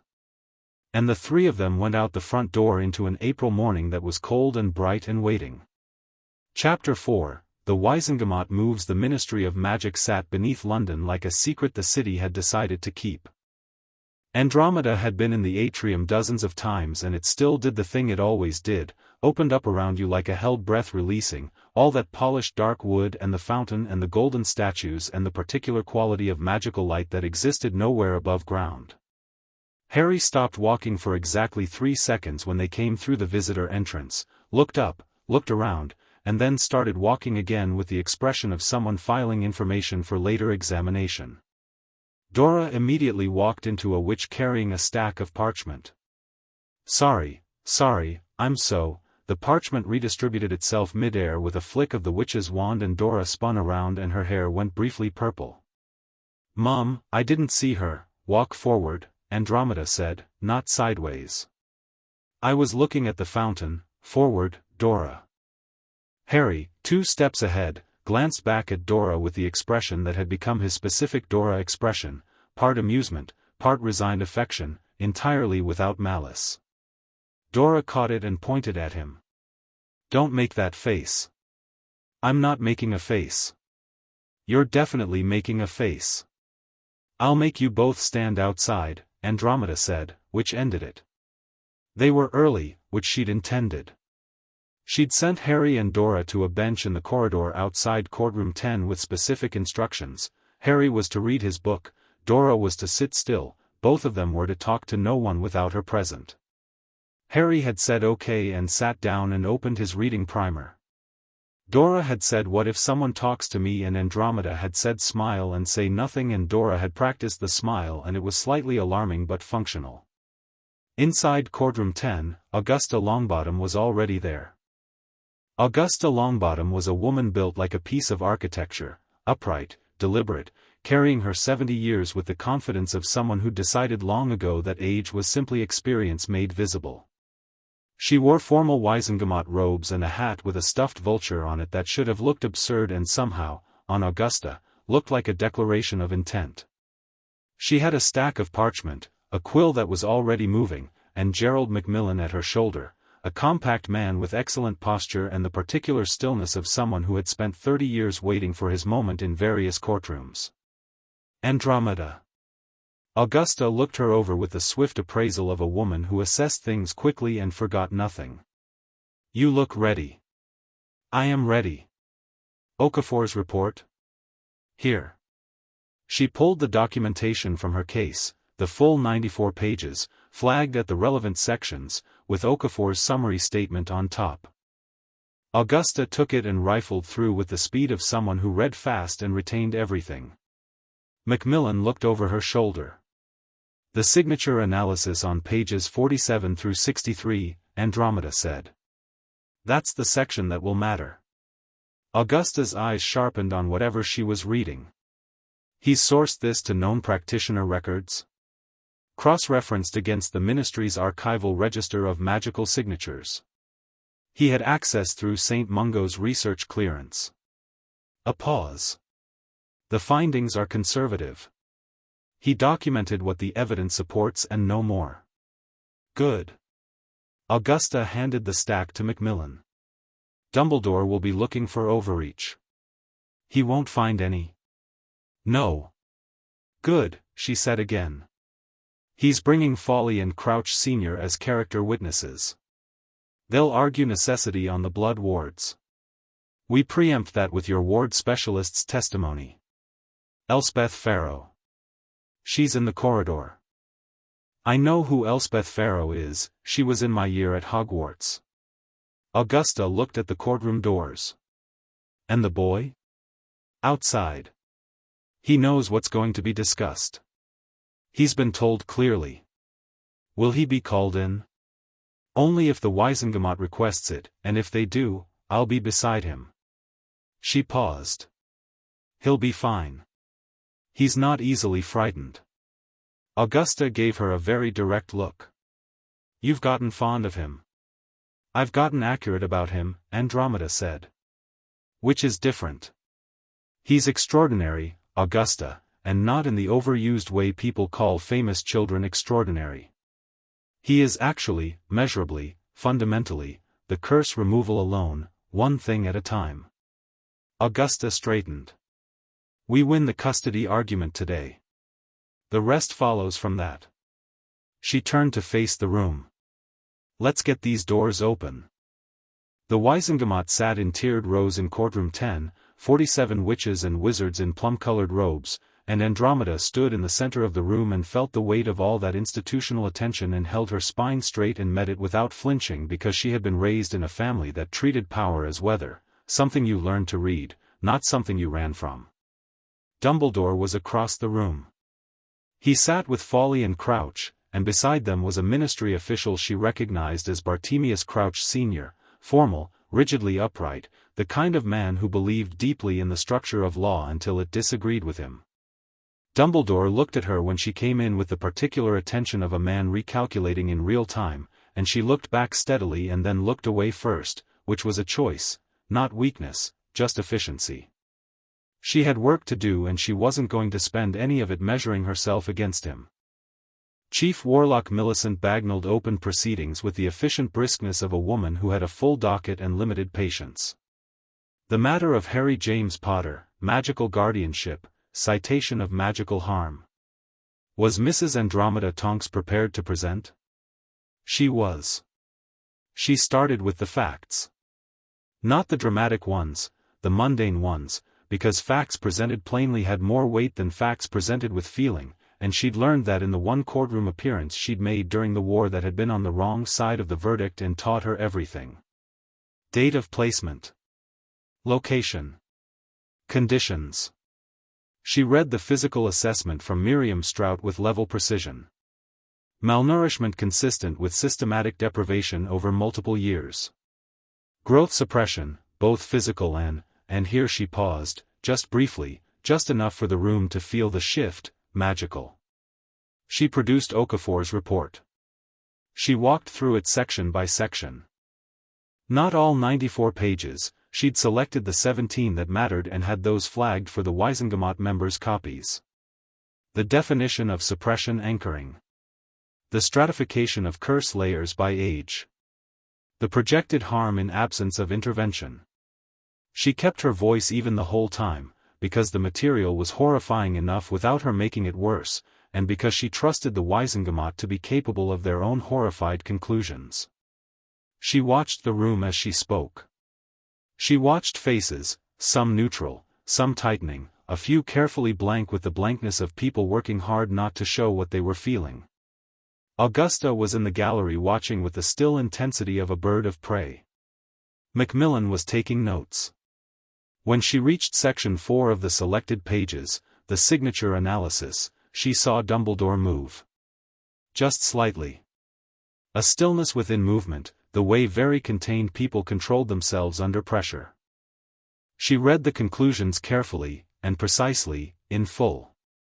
The earliest curse layers, placed on an infant between 6 months and 1 year of age, bore a magical signature consistent with known black family blood magic workings, cross-referenced against the Ministry Archival Register of Practitioner Signatures. The practitioner was identified as Druella Black, née Rosier. Harry Potter's great-aunt by the Black family tree. Dead since 1979. The room was quiet. The subsequent layers, placed between 1982 and 1985, at approximately 6-month intervals, bore a different signature.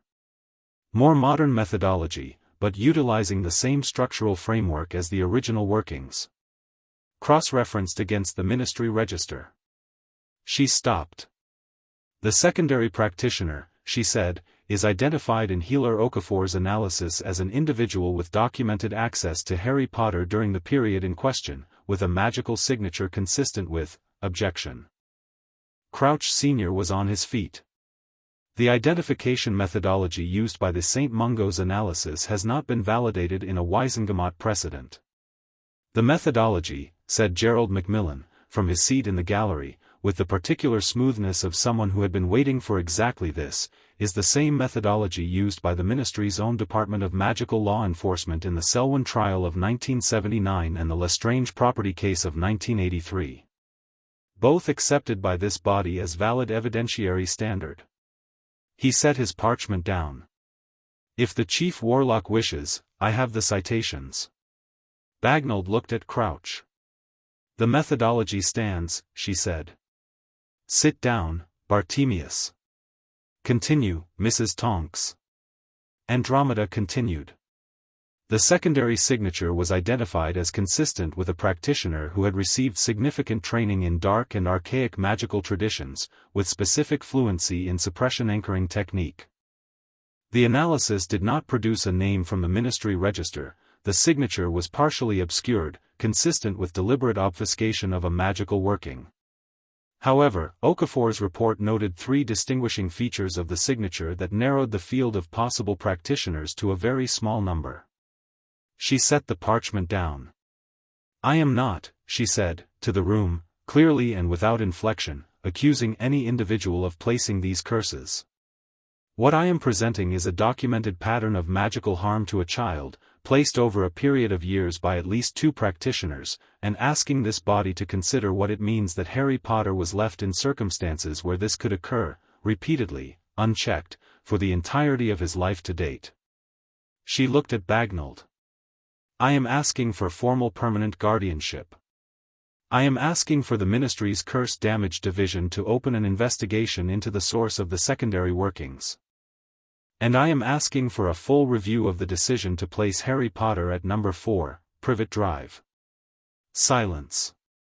Then Dumbledore stood up. He was very good at courtrooms. She'd known he would be, a man who had been chief warlock himself for decades, who had given evidence in more cases than she could count, who understood the architecture of a legal argument the way most people understood streets.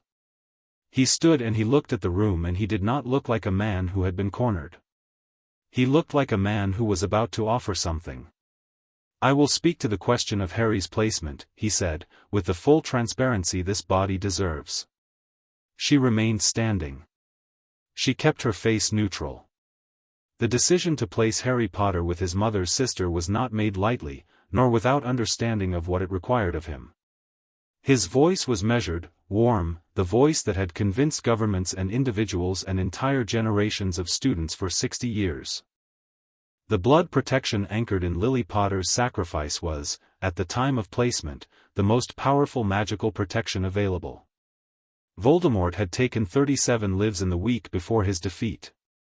He had followers who had not yet been identified, who remained at large, who would have killed Harry without hesitation. He paused. Let the room sit with that.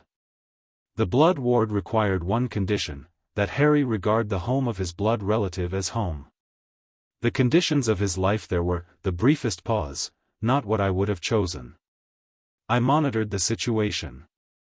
I made judgments that I believed, in the context of everything at stake, were defensible. Including, Andromeda said, because she was not going to let that phrasing stand unchallenged, a 6-year-old sleeping in a cupboard under the stairs. Including circumstances that were not ideal, and which, including 54 suppression curses on his magical core. She let that sit. Which you knew about. The room was very quiet. Dumbledore looked at her. The warm, measured quality in his voice didn't change, but something underneath it did. She could see it if you knew what to look for. The recalculation. The weighing. I was aware of some magical irregularity in Harry's core development, he said carefully. Some irregularity. She felt Augusta, in her peripheral vision, go very still. Healer Okafor, Andromeda said, to Bagnold, is available to testify as to whether 54 documented suppression curses constitute some irregularity within the standard clinical definition. I think, said Bagnold, with the precision of a woman who had not gotten to Chief Warlock by missing things, that we will hear from Healer Okafor. Okafor gave his testimony with the contained authority of a man who had 40 years in magical medicine and no interest in performing for anyone. He defined suppression anchoring. He explained, in clinical and unsparing detail, what it did to a developing magical core. He confirmed that the curses had been placed deliberately, over time, by individuals with specific knowledge of the technique. He confirmed that without intervention, Harry Potter's magical development would have been arrested permanently within 2 to 3 years. He confirmed the projected magical capacity of an uncursed Harry Potter. This produced a somewhat different quality of silence from the room. Then Elspeth Farrow testified about the blood wards. She was brisk and technical and completely without sentimentality about it. The wards had been active until sometime in early 1984, at which point they had degraded beyond functional. They had not been renewed. There was no active magical protection at number 4, Privet Drive. Had not been for approximately 2 years. So the blood wards, said one of the Wisengamot members, a stern-faced witch named Griselda Marchbanks, who had the look of someone who had personally witnessed enough institutional nonsense to last several lifetimes, which you used to justify the placement, had not been active for over 2 years. Magical protections can leave residual, Crouch began. Healer Pharaoh has just testified that residual non-active wards provide no meaningful protection, Marchbanks said, without raising her voice. Unless you're suggesting Healer Pharaoh is mistaken. Crouch sat down. Dumbledore's face through all of this was extraordinary to watch. She kept her eye on it in the moments when she could. It never fell into anything as ordinary as guilt. It maintained its composure with the determination of a man who genuinely believed, at some very deep level, that everything he'd done had been necessary, and was confronting for perhaps the first time the possibility that necessity and rightness were not the same thing. It was not a comfortable expression to be in the presence of. It was a man's worldview doing something painful and doing it in public, and she had enough of her own capacity for empathy to recognize that it was hard. It changed nothing.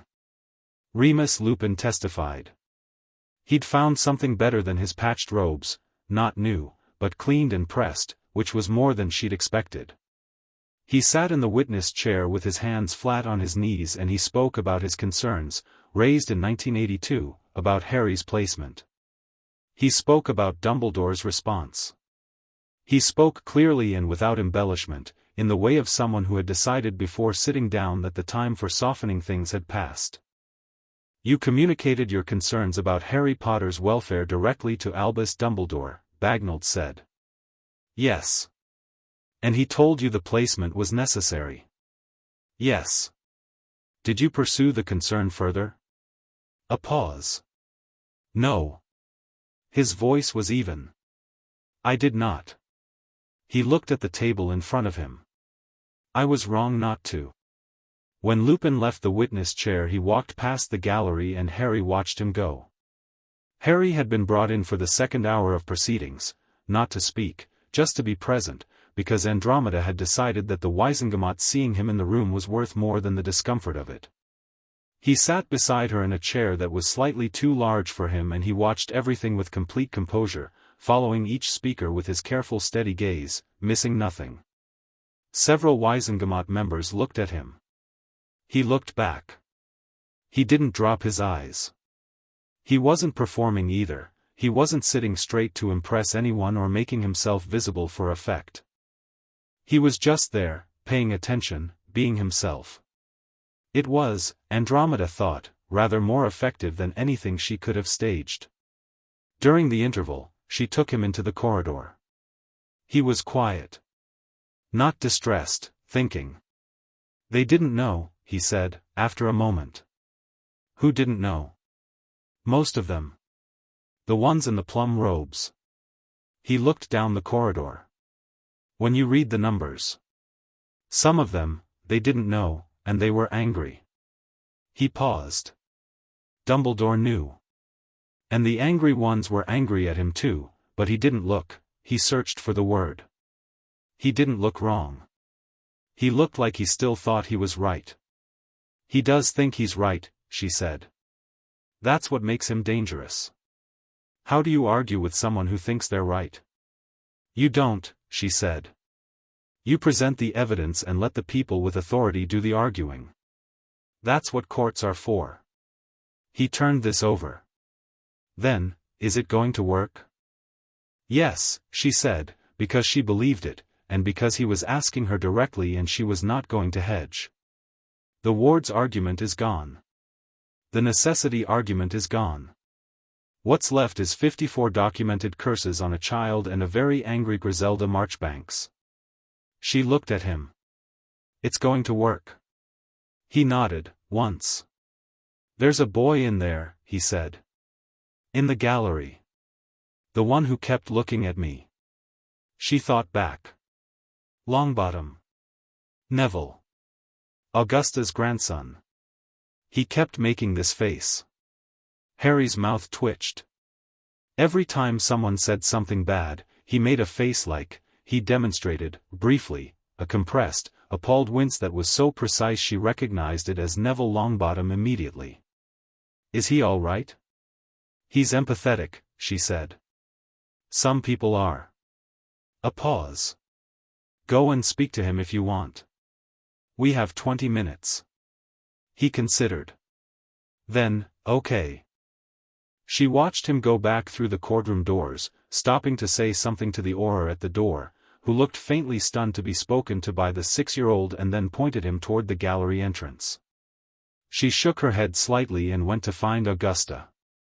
Augusta was in the corridor with Macmillan, going through the closing statement notes with a red quill that was moving at speed. The secondary signature identification, Augusta said without looking up. They'll push back on the obscured element.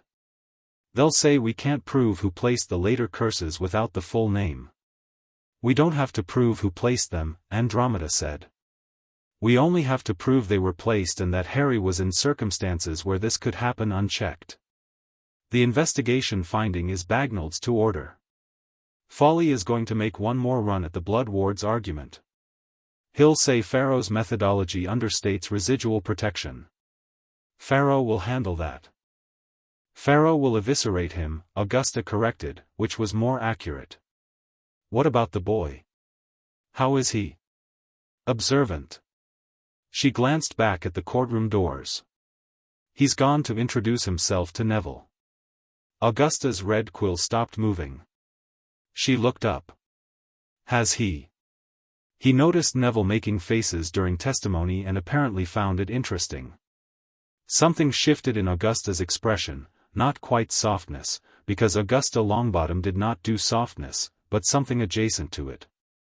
Something that recognized a 7-year-old meeting the world on its own terms.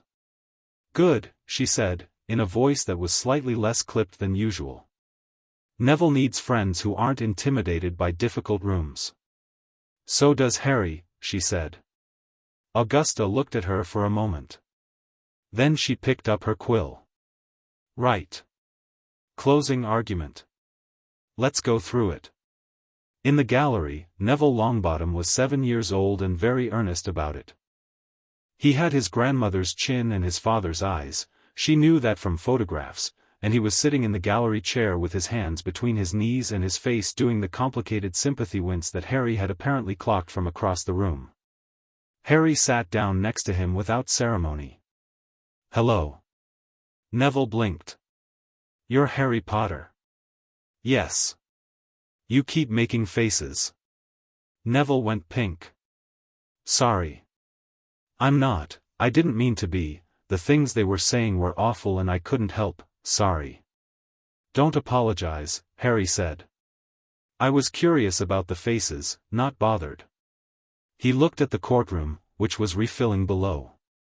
Are you here with your grandmother? Yes. She said it was important to watch. For educational purposes. Neville's voice had the slight flatness of someone repeating a phrase that had been used to justify many things. Are you? Is it very strange? Being, everyone's talking about you. Harry looked at the courtroom for a moment. It's strange when people talk about me like I'm not there, he said. This is less strange because it's about something that actually happened. It's not strange to talk about what actually happened. Neville absorbed this with the careful attention of someone who had just been given a useful idea and was fitting it into their existing understanding of things. My parents, he said, quietly, people talk about them like that. What happened to them? As if I'm not there. He paused. I hate it. Harry looked at him. What happened to them? They were, Neville stopped. Tortured. By Death Eaters. They're in St. Mungo's. They don't know who I am. He said it with the flatness of someone who had long practiced saying a fact that was also a wound. Gran says it's important to be proud of them. I am. But people treat me like I'm a sad story. You're not, Harry said. Simple, declarative, not performed. You're the person sitting next to me. Neville looked at him. I'm Neville, he said. I know. Harry. He held out his hand and Neville shook it with the slightly formal earnestness of a child whose grandmother had drilled handshakes. Do you know anything about magical history? I've been reading it, but I don't always understand the context. And just like that, they were talking, and it was so natural that when Andromeda came into the gallery to collect Harry for the resumption of proceedings, she found them deep in a conversation about the international statute of secrecy that Neville was navigating with surprising fluency and Harry was asking questions about with the focused engagement of someone who had found a reliable source. "Harry," she said. He looked up. Stood. Turned to Neville. "We should talk more. Can he come to ours, maybe?" This last was to Andromeda, with the specific casualness of someone who was fairly confident the answer was yes but checking anyway. "Ask Augusta," she said. He looked across the gallery to where Augusta Longbottom was just entering from the corridor, and he crossed to her without hesitation, this 6-year-old walking up to 70 years of Augusta Longbottom with the composure of someone who had decided that people were only as intimidating as you decided they were, and he said, "Can Neville come to Andromeda's house?" "We're not done talking."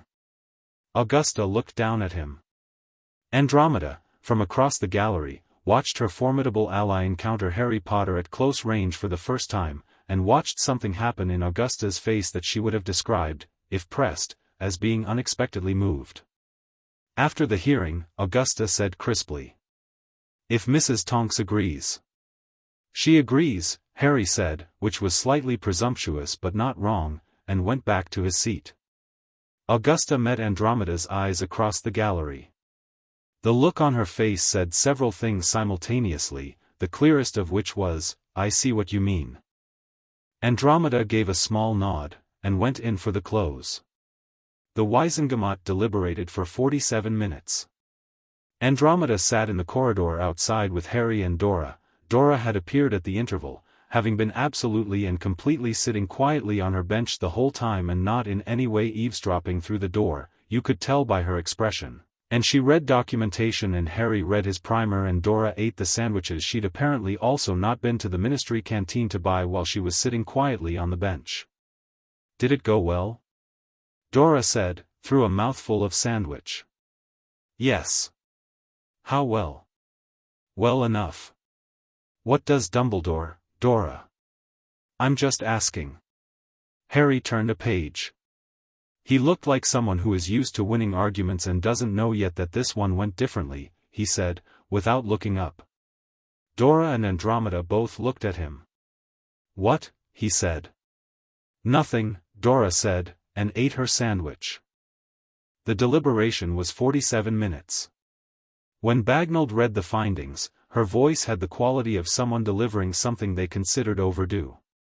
Permanent magical guardianship, granted to Andromeda Tonks.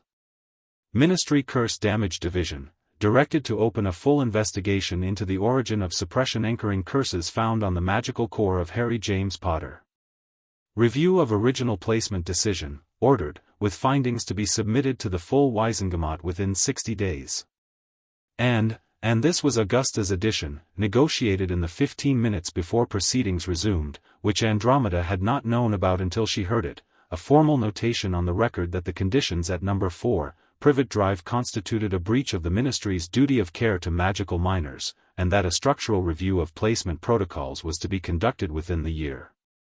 It wasn't everything. The secondary curse signature was still obscured. The 60-day review would be contentious. Dumbledore was not done. But Harry was hers. Legally, permanently, completely.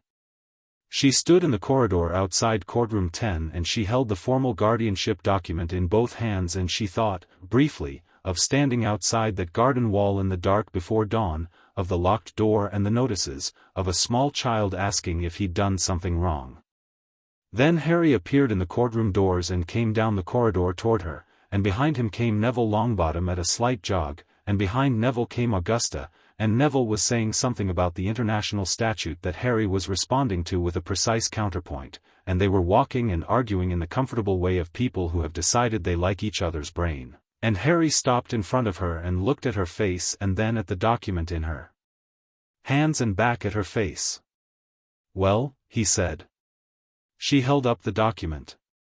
He looked at it. He looked at her. And she watched his face do something it had not done in all the months she'd had him, not the quick bright laugh, not the careful composure, not the thoughtful steady gaze. Something underneath all of those, something that had been waiting for the right moment. His face did something that was simple and complete and human. He reached out and he held onto the edge of the document with both hands, not taking it from her, just holding it. And she held her side. And they stood there in the ministry corridor with the document between them and the ceiling far above and the sound of the atrium drifting up from below, and she heard Dora somewhere behind her making a sound that was suspiciously unlike her usual loudness. "Right," Harry said, after a moment. His voice was steady. "Good." "Yes," she said. "It is." He let go of the document. He looked at Neville. "Can you still come over, Gran?" Neville said. "Next week," said Augusta, from behind them both, in the voice of someone who had been gruff for so long that warmth only escaped in very small quantities.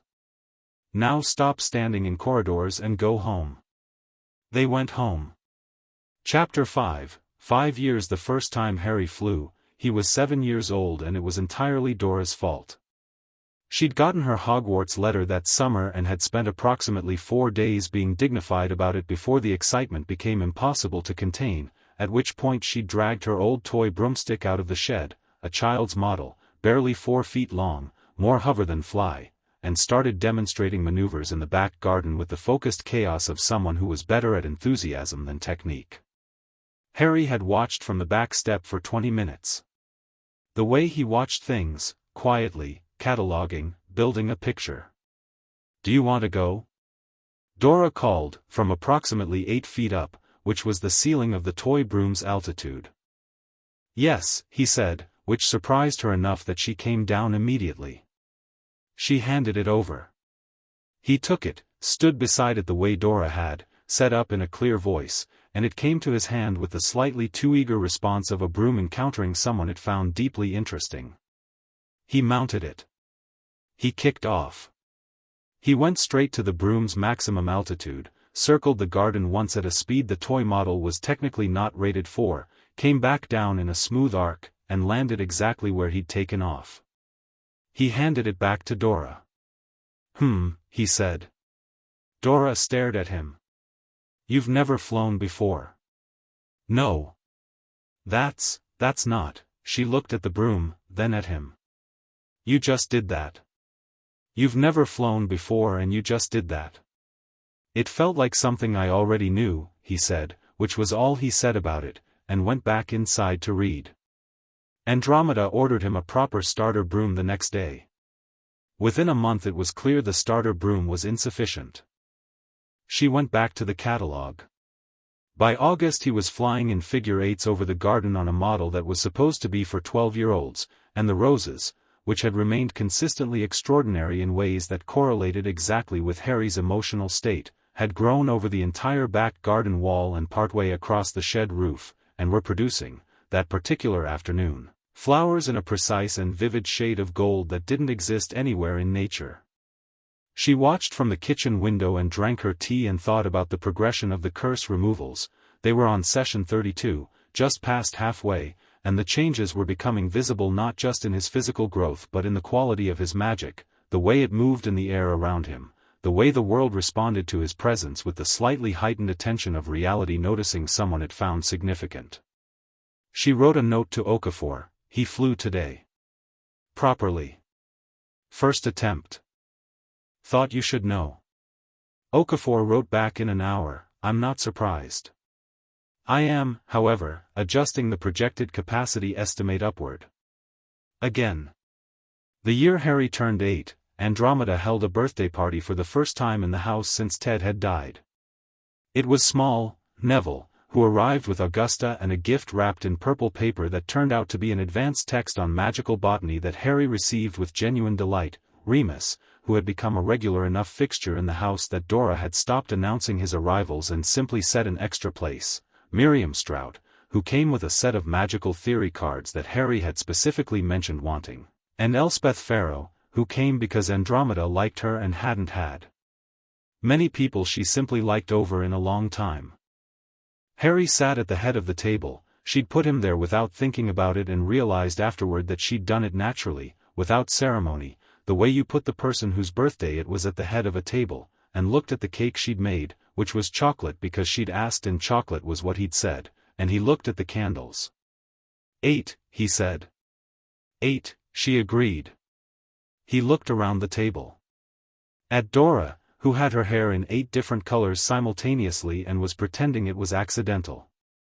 At Neville, who was telling Remus something about a venomous tentacula he'd been cultivating with enough botanical enthusiasm that Remus was nodding and clearly had no idea what he was talking about. At Augusta, who was talking to Miriam with the brisk energy of 2 experienced women who had discovered they had opinions in common. At Elspeth, who had brought excellent wine and was on her 2nd glass.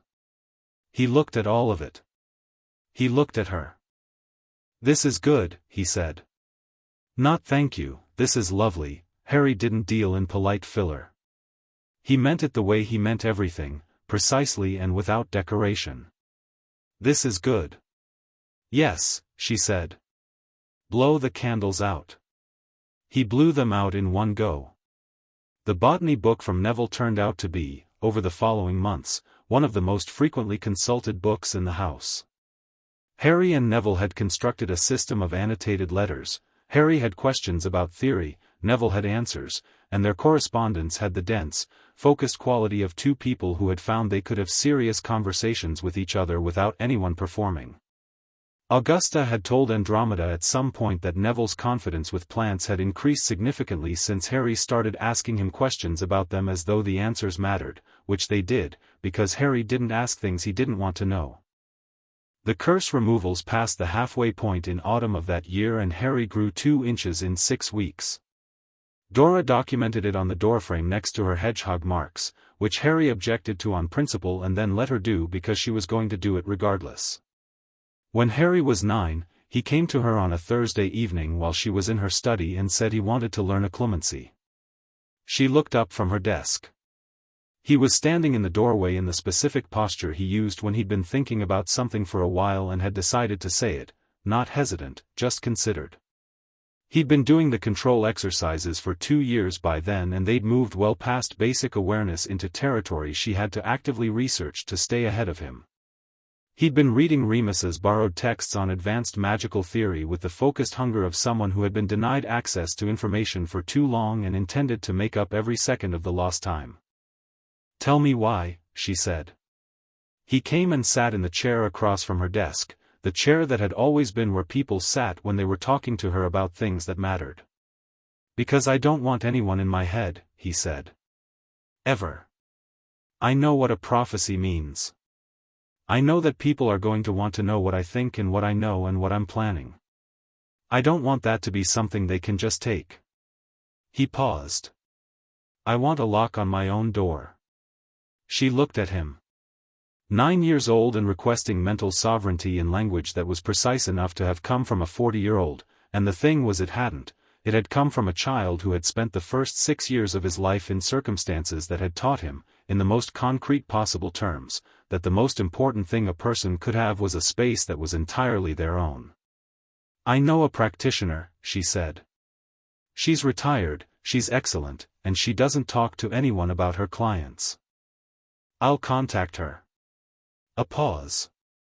"It's not easy, occlumency." "I know." He wasn't dismissive about it, he'd clearly researched it. "I know it takes a long time. Years, done properly." "Okay." No hesitation. No shrinking from the scale of it. She picked up her quill. "All right. I'll write to her tomorrow." He stood up to go. Then stopped in the doorway. "Andromeda." "Yes. Thank you." He said it the way he said most things that mattered, direct, no embellishment, meaning exactly what it said. He made a small gesture that seemed to encompass the study, the house, all of it. "You know." "I know," she said. He went. She sat at her desk for a moment, and then she wrote 2 letters, one to the occlumency practitioner and one to Okafor about the next removal session, and then she sat for a little while longer doing nothing at all, just sitting in the quiet of a house that had a child in it who was teaching himself to protect his own mind, and felt something that she had no particular interest in naming because it was already perfectly clear. The Rita Skeeter article appeared in the Daily Prophet on a Saturday morning in early October, the year Harry turned 10. The headline read, "Where is the boy who lived? The ministry's dirty little secret." Andromeda saw it on the doorstep before anyone else was awake and brought it inside and read it at the kitchen table with her tea. It was, by Skeeter's standards, restrained, which meant it was still sensational, still somewhat reckless with specific facts, but the broad strokes were accurate enough to be recognizable. The Wisengamot hearing. The curse report. The guardianship. The conditions at Privet Drive. Skeeter had gotten the information from someone, she had her sources, she always had her sources, and she'd written it in the specific style she deployed when she decided to be on someone's side, which was warm and outraged and designed to make you feel the outrage along with her. The headline was designed to make Harry sound like a victim. The article would make him sound like a symbol. She was still reading it when Harry came downstairs at 7:30. He'd gotten taller this year, proper tall, gaining on the distance from the cupboard with intent, and he moved through the kitchen with the ease of someone who had lived in a space long enough to be part of it. He saw the prophet, read the headline from across the kitchen, and came to stand beside her and read over her shoulder. She let him read it. He read the whole thing. Then he straightened up and went to the bread bin and put toast on. "Skeeter," he said. "Yes." She got the hearing details right. Mostly. She made it sound like I'm a tragic orphan being raised in secret. You are, technically, an orphan. She turned the paper over. The secret part is somewhat her invention. He watched the toast. What does this change? People know now. More than the ones who were following the Wisengamot proceedings. Which means people are going to want to talk to you, write to you, possibly try to find you. She looked at him steadily. Dumbledore will use it as another argument for protection protocols. What kind of protection protocols? The kind where I have less control of your situation and he has more. Harry turned and looked at her. 10 years old, 3 months from his 11th birthday, and the look on his face was not alarmed. It was simply assessing. Can he do that? Legally? He'll try through the Wisengamot. He still has allies there. She picked up her tea. Augusta is already writing something. I received an owl from her at 6 this morning, which tells you how fast she saw it. What are we going to do? She had been thinking about this since page 1 of the article. We're going to get ahead of it, she said. I'm going to give an interview. Not to Skeeter, to someone I trust more. You don't have to be in it. I'll do it as your guardian, set the record straight on the parts she got wrong, make it clear that you are fine and that you are where you should be and that anyone who wants to discuss your welfare is welcome to discuss it in a Wisengamot courtroom. She set down her cup. And then we're going to let it be. He turned back to the toast. I don't care if people know where I am, he said. I'm not hiding. No, she said. You're not. They can write. I'll write back or I won't. He caught the toast when it popped and put it on a plate. Can I read the occlumency theory text this morning? Sylvia said I was ready for the next section. Sylvia Pereira, the retired occlumency practitioner, had described Harry at their last session as the most naturally motivated student she'd worked with in 30 years, which coming from a woman who had spent her career being unimpressed by most things was essentially a declaration of awe. Harry had been working with her for a year and the walls he was constructing were, Sylvia said, already more structurally sound than most adult practitioners managed in 3. After breakfast, Andromeda said, which was always after breakfast. The owls started arriving that afternoon. 47 of them by Sunday evening. She set a collection basket by the back door and sorted through them. Most were well-wishers, some were concerned members of the public, a few were from journalists, and one was from Albus Dumbledore, formally written, requesting a meeting. She wrote back, "The request is noted. My solicitor will be in touch."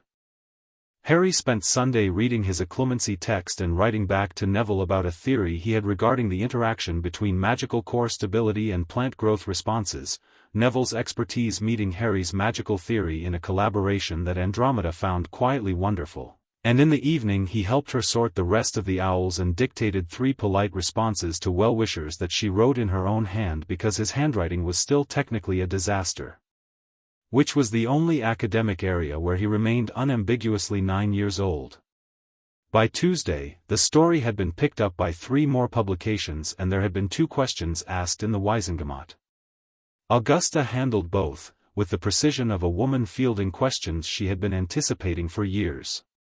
By the following Monday, the story was no longer new and the owls had slowed to a manageable trickle. Harry never mentioned it again.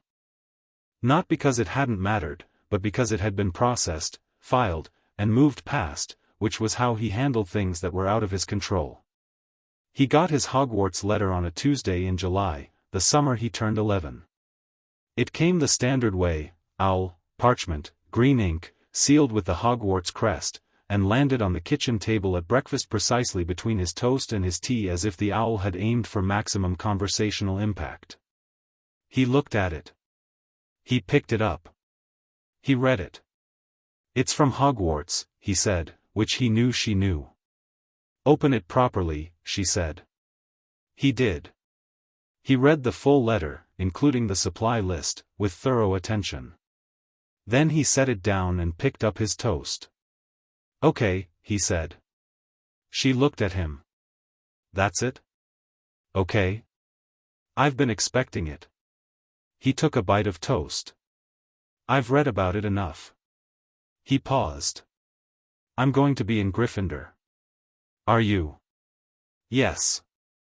Said with the certainty of a person reporting a fact rather than expressing a hope. "It fits. The hat decides." "I know. I'll be in Gryffindor." Another bite of toast. "Absolutely comfortable with this. Can we go to Diagon Alley this week for the supplies? I want to look at the wands properly, not just from descriptions."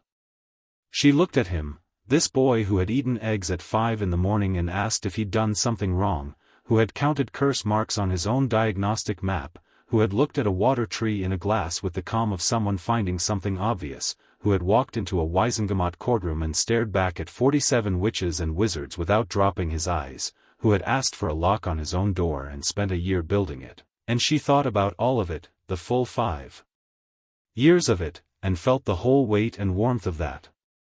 "Yes," she said. "We'll go Friday." He nodded. Then he paused and looked at her with the particular attention that meant he was about to say something he'd been thinking about for a while. "Andromeda." "Yes. When I'm at Hogwarts." He looked at his tea. "Yule, this is still home." She didn't make it large. She just looked at him steadily and said, "Yes. This is still home." He nodded. Satisfied. Went back to his toast. Diagon Alley on Friday was everything it always was, color and noise and magic and the specific wonderful chaos of a street that existed entirely on its own terms. Harry moved through it with the contained delight of someone who had been coming here for 4 years and still found it interesting, which she liked about him. He didn't perform enthusiasm. He just was interested, which was better. They got robes first, a proper fitting, new, not Dora's handed-down ones, because she'd decided this was worth doing correctly. Madame Malkin measured him with the professional satisfaction of someone fitting someone who actually had measurements to work with now, and Harry stood very still on the fitting stool and read the list of spells the robes came pre-treated with. "These have a minor shield charm woven into the fabric," he said. "Standard for school robes, yes," Andromeda said from her chair. "It's not a very strong one. It's a deterrent, not a protection." He considered this. "Can it be upgraded?" Madame Malkin looked at him with the appreciation of someone who liked a customer who paid attention. "The weave can take up to a grade 2 enhancement." Anything stronger requires specialist work. Grade 2 then, please, he said, and looked at Andromeda for confirmation, which she gave. Books were next.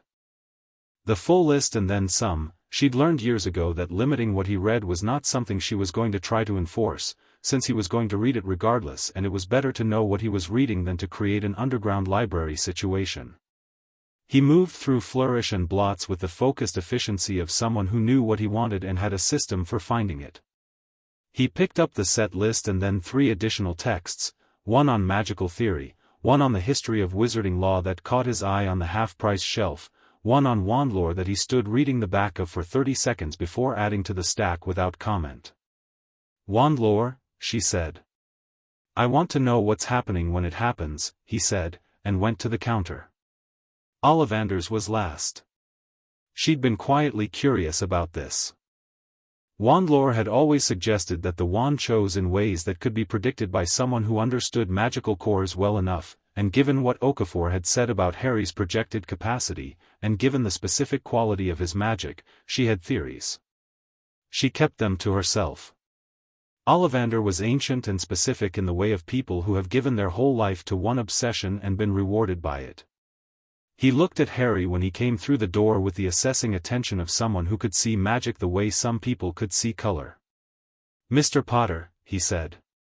I wondered when you'd come. He blinked his pale eyes. I remember every wand I've ever sold. Your mother, Willow, 10 1/4 inches, swishy, wonderful for charms. Your father, Mahogany, 11 inches, pliable, excellent for transfiguration.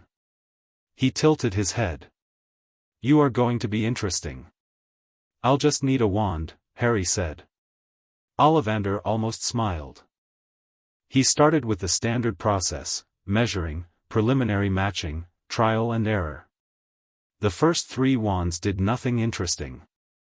The 4th did something she'd never seen. The windows rattled and a stack of boxes in the corner shifted, and Ollivander caught them with a reflexive flick of his own wand and looked at Harry with an expression that was equal parts delighted and alert. No, he said, taking it back. Too much agreement. We need something with more backbone. 7 more wands. Each one doing something, too much, too little, wrong shape, wrong resonance.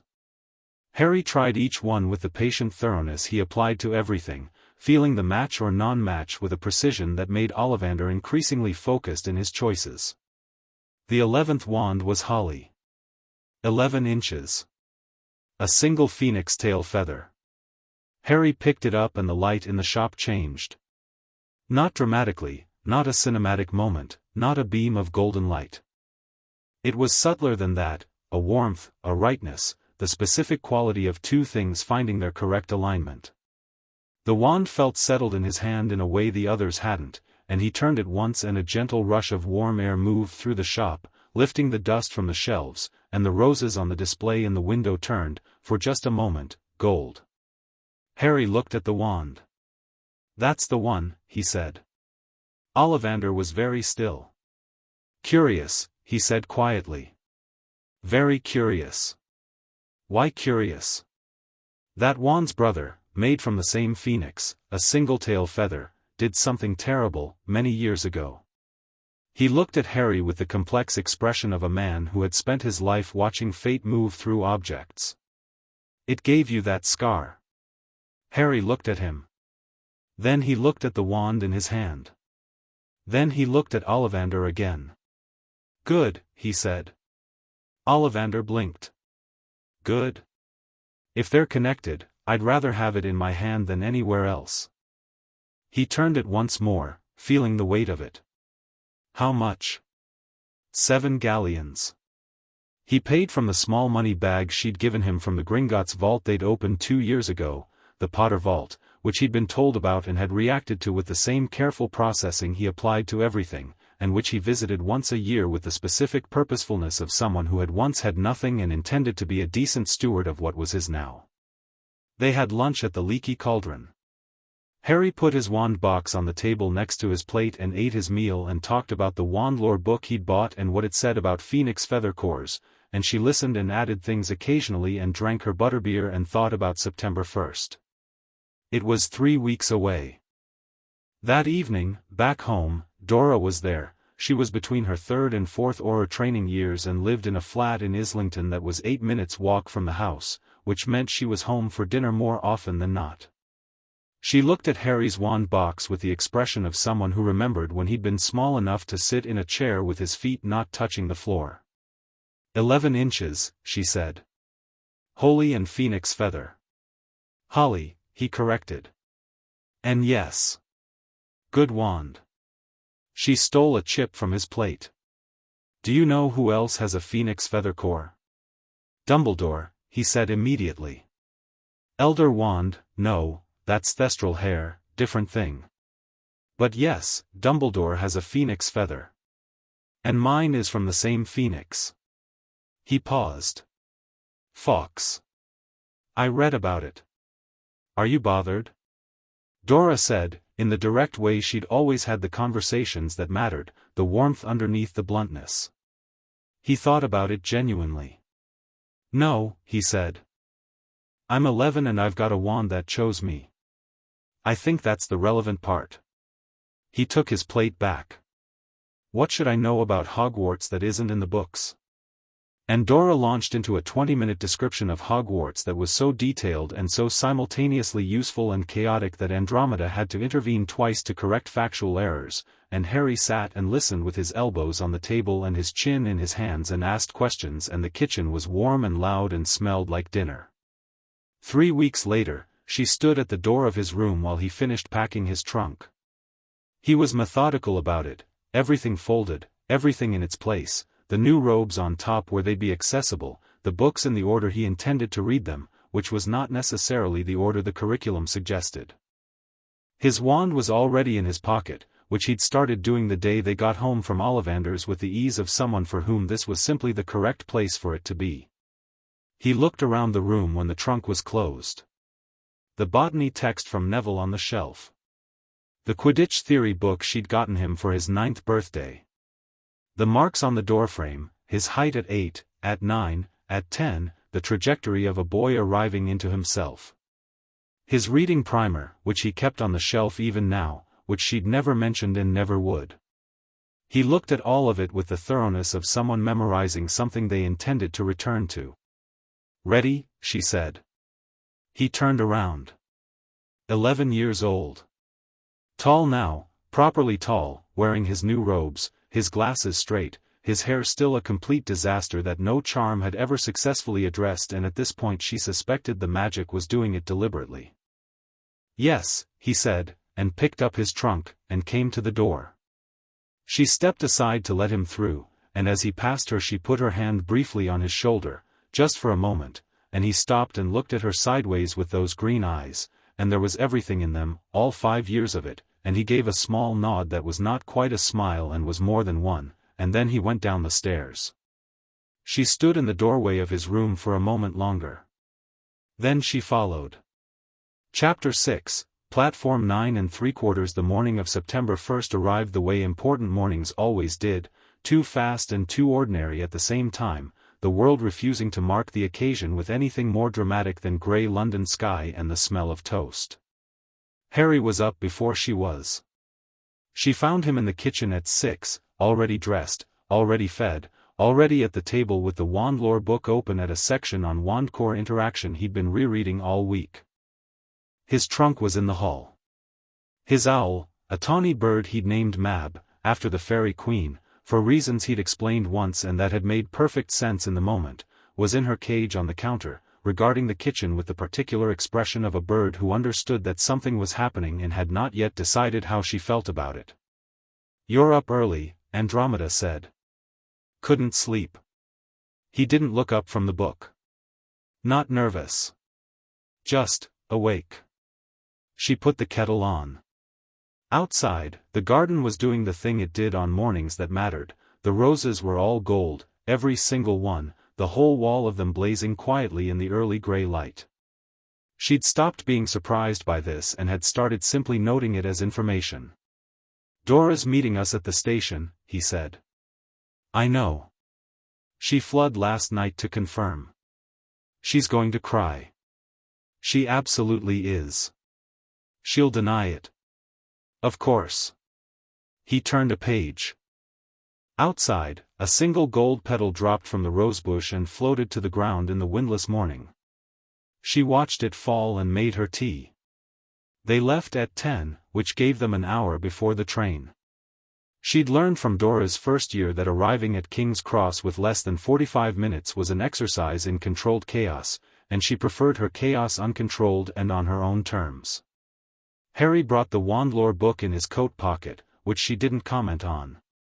Mab sat on top of the trunk in her cage and gave London the look of a bird withholding judgment.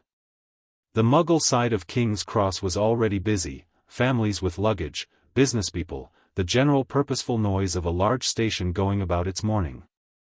Harry moved through it comfortably, helping steer the trolley with one hand, looking around with the observational attention he gave everywhere without breaking stride.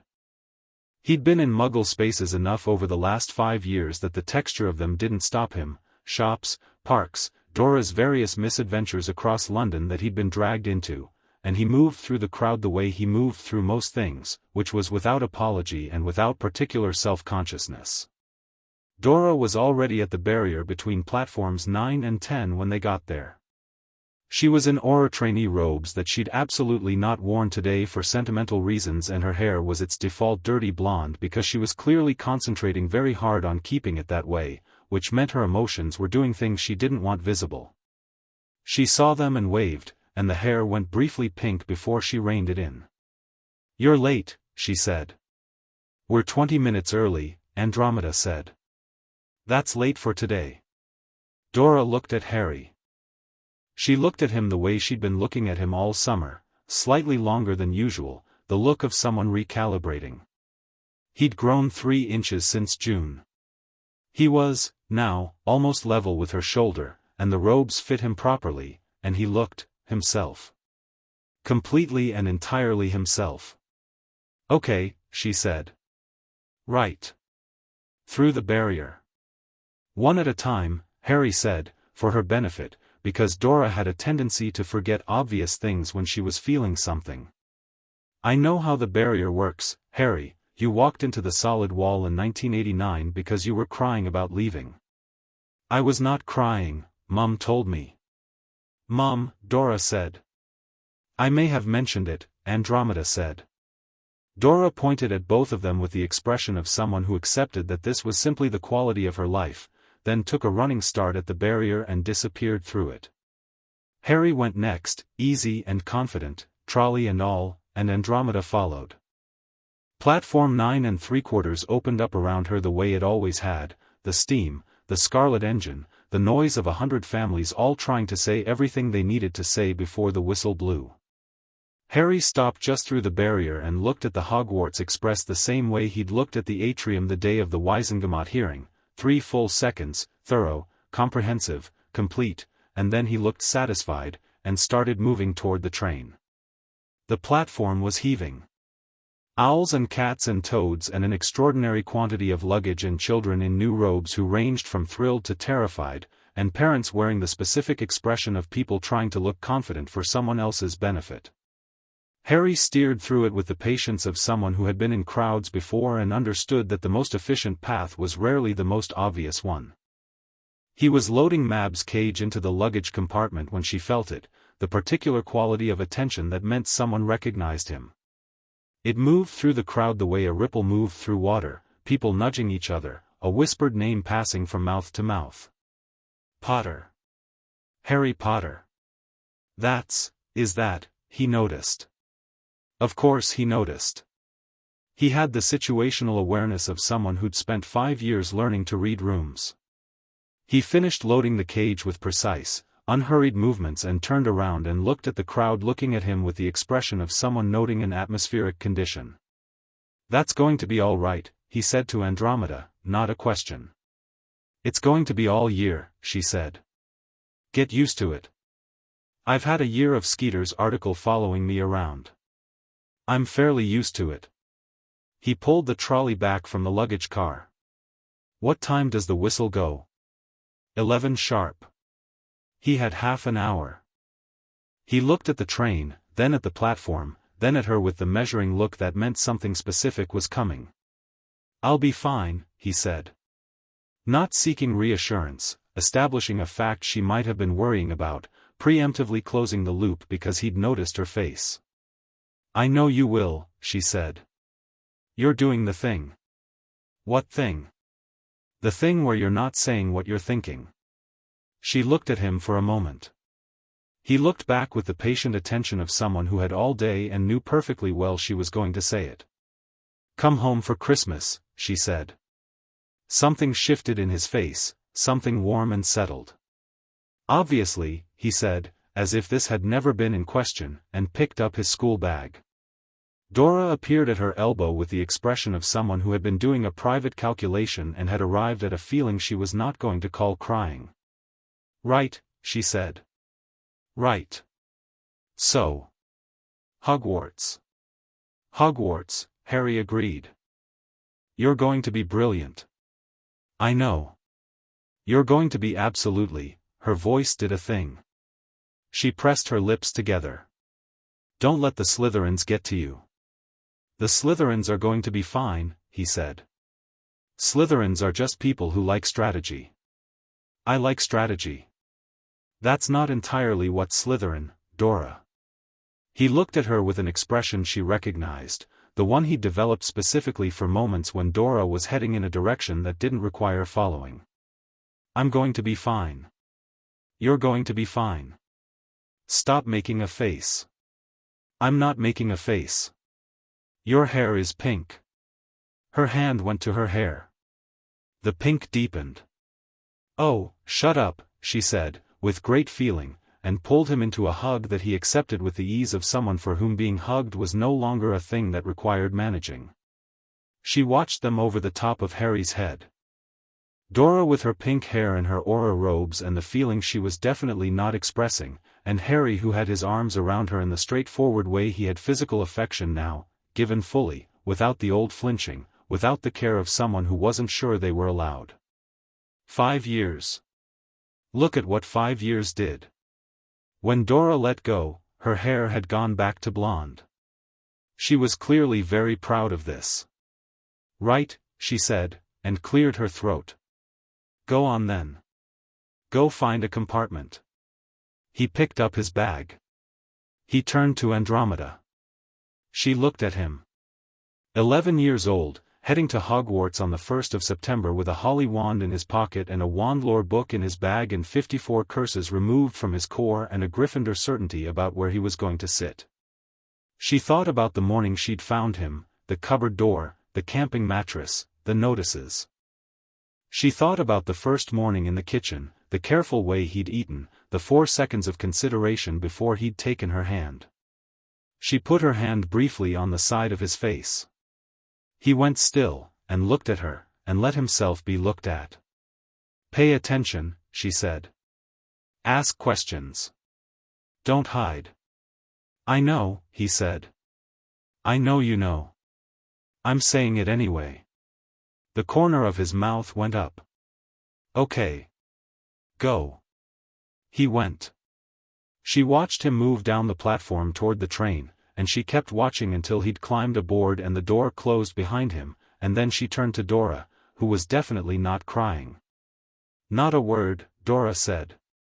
"Not a word," she agreed, and they stood together on the platform while the steam built around the engine and the clock moved toward 11. The Hogwarts Express smelled like old wood and something faintly magical, the specific smell of a train that had been carrying children toward the same destination for 60 years and had accumulated the atmosphere of all of it. Harry moved through the corridor looking for a compartment, school bag on one shoulder, and found most of them filling fast, families waving through windows, first years clustering with the bright-eyed terror of people who had wanted this for years and were now confronting the reality of it. He found a compartment 2/3 down the train that was empty and went in and stowed his bag on the rack and sat by the window and took out the wandlore book, not because he was antisocial but because he knew people would arrive and he might as well be reading until they did. The first arrival was a boy with a round face and a toad clutched in both hands, who put his head in the door and said, sorry, have you seen a toad?" He got away and oh. He registered Harry and went through the standard process: recognition, flicker of awe, recalibration, faster than most people managed it. Sorry. Neville said you'd probably be on the train. I just didn't. Sorry, Trevor got away. I haven't seen a toad, Harry said. But you're welcome to look in here. The boy came in and looked under seats with the practiced efficiency of someone who had retrieved Trevor from various locations before. Not here, he said, with a sigh. I'm Ron. Ron Weasley. Harry Potter. I know. Ron had the directness of someone who decided the awkwardness was better dealt with straight on. He had freckles and red hair and the robes of someone whose family had hemmed them rather than bought them new. He looked at Harry with assessment rather than awe, which was refreshing. My brothers are all Hogwarts: Fred, George, Percy. Bill and Charlie graduated. They've all talked about, you're sort of famous. I've noticed, Harry said. Trevor might be in the next compartment. They were boarding when I came through. Ron looked at the door, then at Harry, then with a slight awkwardness that was clearly him deciding whether to leave or stay. Harry moved his bag off the seat across from him. Ron sat down. Where do you think you'll be sorted? Ron said, with the tone of someone who asked this the way people asked about the weather. Gryffindor, Harry said. Ron blinked. That's where I'll be too, probably. All the Weasleys are Gryffindor. He paused. You sound pretty sure. I am. Ron seemed to find this answer acceptable rather than arrogant, which told Harry something useful about him. My mum packed too many sandwiches, Ron said, pulling out a paper bag from his robe pocket with the slightly self-conscious look of someone whose mother was affectionate in visible ways. You want one? Yes, Harry said, which was the right answer, and they ate sandwiches and talked, and it was easy in the specific way that things were easy when two people had compatible brain shapes and had both arrived somewhere new and found someone else who wasn't performing. Ron asked about the Wizengamot case. Not breathlessly, not voyeuristically, with the thoughtful curiosity of someone whose father worked in the ministry and who had grown up understanding that the wizarding world had politics, and that politics mattered. Harry answered directly. Ron listened. He had, Harry thought, the quality of someone who would be loyal with the same straightforward completeness he did everything else. The door slid open again at the next stop. A girl this time, brown hair, alert eyes, the expression of someone who had already read everything and was checking her reading against reality. She was followed by a small, round-faced boy who was clutching a toad with both hands. Trevor, said Ron. He was under a seat in compartment 4, the girl said, and handed the toad to the round-faced boy with the brisk efficiency of someone who had already handled the situation. Then she looked around the compartment with the assessing gaze of someone taking stock. I'm Hermione Granger, she said. This is Neville Longbottom. She stopped. Looked at Harry with recognition. Oh. You're Harry Potter. Yes. I've read about you. The Wizengamot case, my parents are Muggles but they explained the basics and I looked up the transcript. The suppression anchoring methodology documented by Healer Okafor was quite sophisticated, wasn't it? I found an academic text on archaic blood magic that referenced similar techniques in a pre-statute context. Hermione, said Neville, with the patient tone of someone who had already had a version of this conversation, they're probably eating sandwiches. We are, Harry said, and moved his bag again. Sit down. You're right about the archaic methodology. The Okafor report specifically cited 2 pre-statute precedents. Which text did you find? Hermione sat down mid-sentence and was already pulling a book out of her bag. Neville settled into the remaining seat and looked at Harry with the comfortable recognition of someone who had been expecting this meeting. He'd gotten taller over the summer, they'd been writing all year but hadn't seen each other since June. All right? Neville said. All right, Harry said. Gran says hello. Tell her hello back. Ron was watching this exchange with the expression of someone recalibrating the social landscape. "You two know each other?" "Since the Wisengamot hearing," Harry said. He was making faces in the gallery. "I was having feelings," Neville said, with dignity. He was making very expressive faces, Harry told Ron, who grinned, and the compartment settled into the comfortable noise of four people who had collectively decided to be in the same place, which was different from and better than four people who simply happened to be in the same compartment. The train moved through the English countryside and the light changed from London grey to something broader, and they talked, about Hogwarts, about families, about magic, and Harry let it be easy, the way it was easy in Andromeda's kitchen on evenings when Remus was there and Dora was demonstrating something inadvisable and Neville was describing a plant that sounded increasingly dangerous. He had a year of Hogwarts letters sitting at home, from Neville mostly, some from Hermione who'd been put in touch through a Muggleborn's magical correspondence network, and he knew these people better than they knew him in the specific asymmetry of someone who read everything and listened to everything and synthesized it quietly, and now it was becoming mutual. The trolley came. Harry bought a large amount of things because he could and because he liked the texture of abundance, which was something Andromeda had told him he was allowed to feel without guilt, the same way she'd told him he was allowed to eat until he was full and be in rooms without apologizing for it. He passed things across to whoever wanted them without keeping score, which Ron accepted with the slight pride adjustment of someone who didn't like taking things but had decided this wasn't taking, this was a transaction between equals. Hermione produced information about every magical sweet as they ate them, cross-referenced against a book she'd apparently read specifically about wizarding confections, and she did it with the enthusiasm of someone who couldn't tell she was being academic about sweets and didn't need to be told. Harry responded with actual engagement because the information was interesting, and Ron ate and occasionally offered a Weasley family data point that was funnier than Hermione's facts, and Neville found Trevor asleep in his pocket and decided not to mention it. They were somewhere north of Edinburgh when Draco Malfoy arrived. He came with two others, large, quiet, the kind of physical presence that was more bodyguard than companion. He came in without knocking, which was a choice that said something about how he understood space and permission, and he looked around the compartment with the assessing gaze of someone conducting an inspection.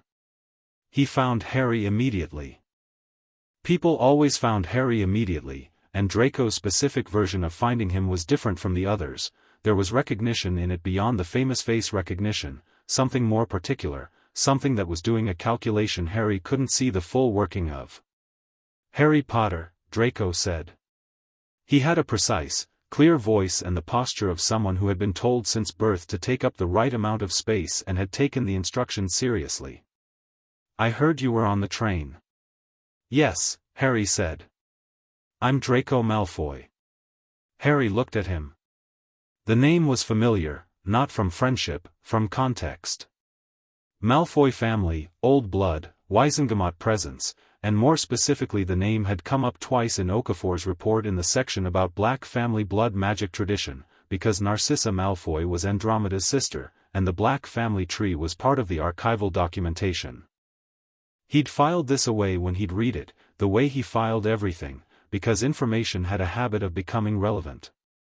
And he could feel it, just at the edge of his awareness, the way he'd gotten better at feeling things since the occlumency work and the core removal. The Black family magic in Draco Malfoy, faint and very different from his own but recognizable, the same root system, different branches. Draco felt it too. Harry could see it in the slight pause in his composure, the micro-adjustment of someone who has encountered something unexpected and is deciding how to categorize it. "Andromeda Tonks Ward," Harry said. Not a question. Giving him the shape of it so Draco didn't have to navigate around it. Draco blinked, which for someone his age with his training was essentially a flinch.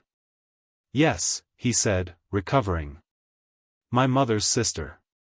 A pause that was doing a lot of work. "She doesn't, we don't," he stopped. Reset. "My mother mentions her." "I know," Harry said. "Sit down if you want." Draco looked at the compartment's occupants. Ron had gone a specific shade of red that suggested a Weasley opinion about Malfoys was fighting with an instruction to be polite. Hermione was watching Draco with the alert expression of someone cataloging. Neville was holding Trevor very carefully and not making a face, which was an achievement. Draco looked at the two large boys in the corridor, who were doing nothing useful but being large, and then he looked at Harry, and whatever calculation he'd been running appeared to arrive at a conclusion. Crab. Goyle. Go find another compartment, he said, and came in and sat down. This surprised Ron into silence, which was probably for the best. Draco looked at Harry with the directness of someone who had decided, in the space of 30 seconds, to try something other than his prepared script. The Black family magic, he said, quietly enough that it wasn't for the whole compartment. You felt it? Yes, Harry said. I didn't know you'd have it. It came through my grandmother. Doria Black. He paused.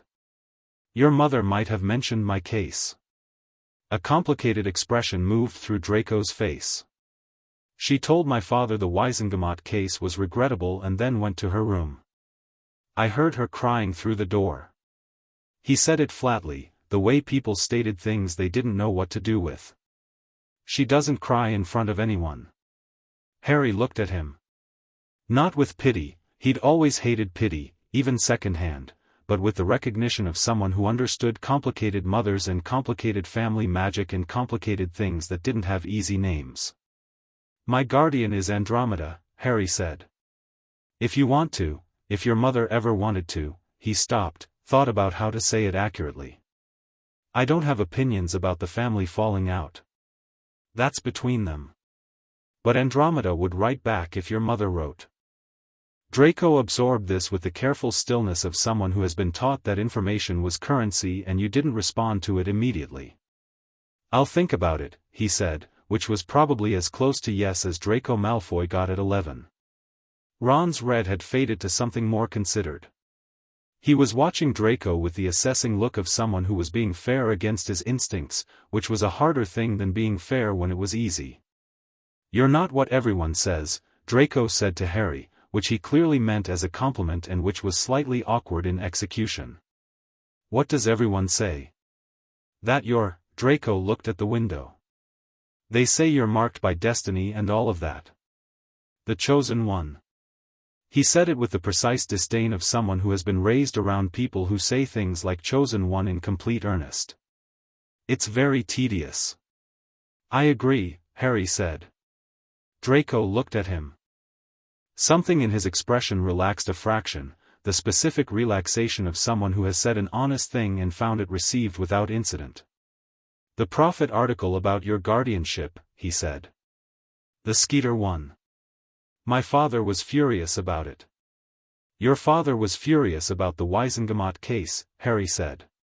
My father is furious about most things. Said with the complete equanimity of someone who has reached a private accommodation with this fact. He's a Dumbledore ally when it's convenient and not when it isn't. The case made the Ministry look bad.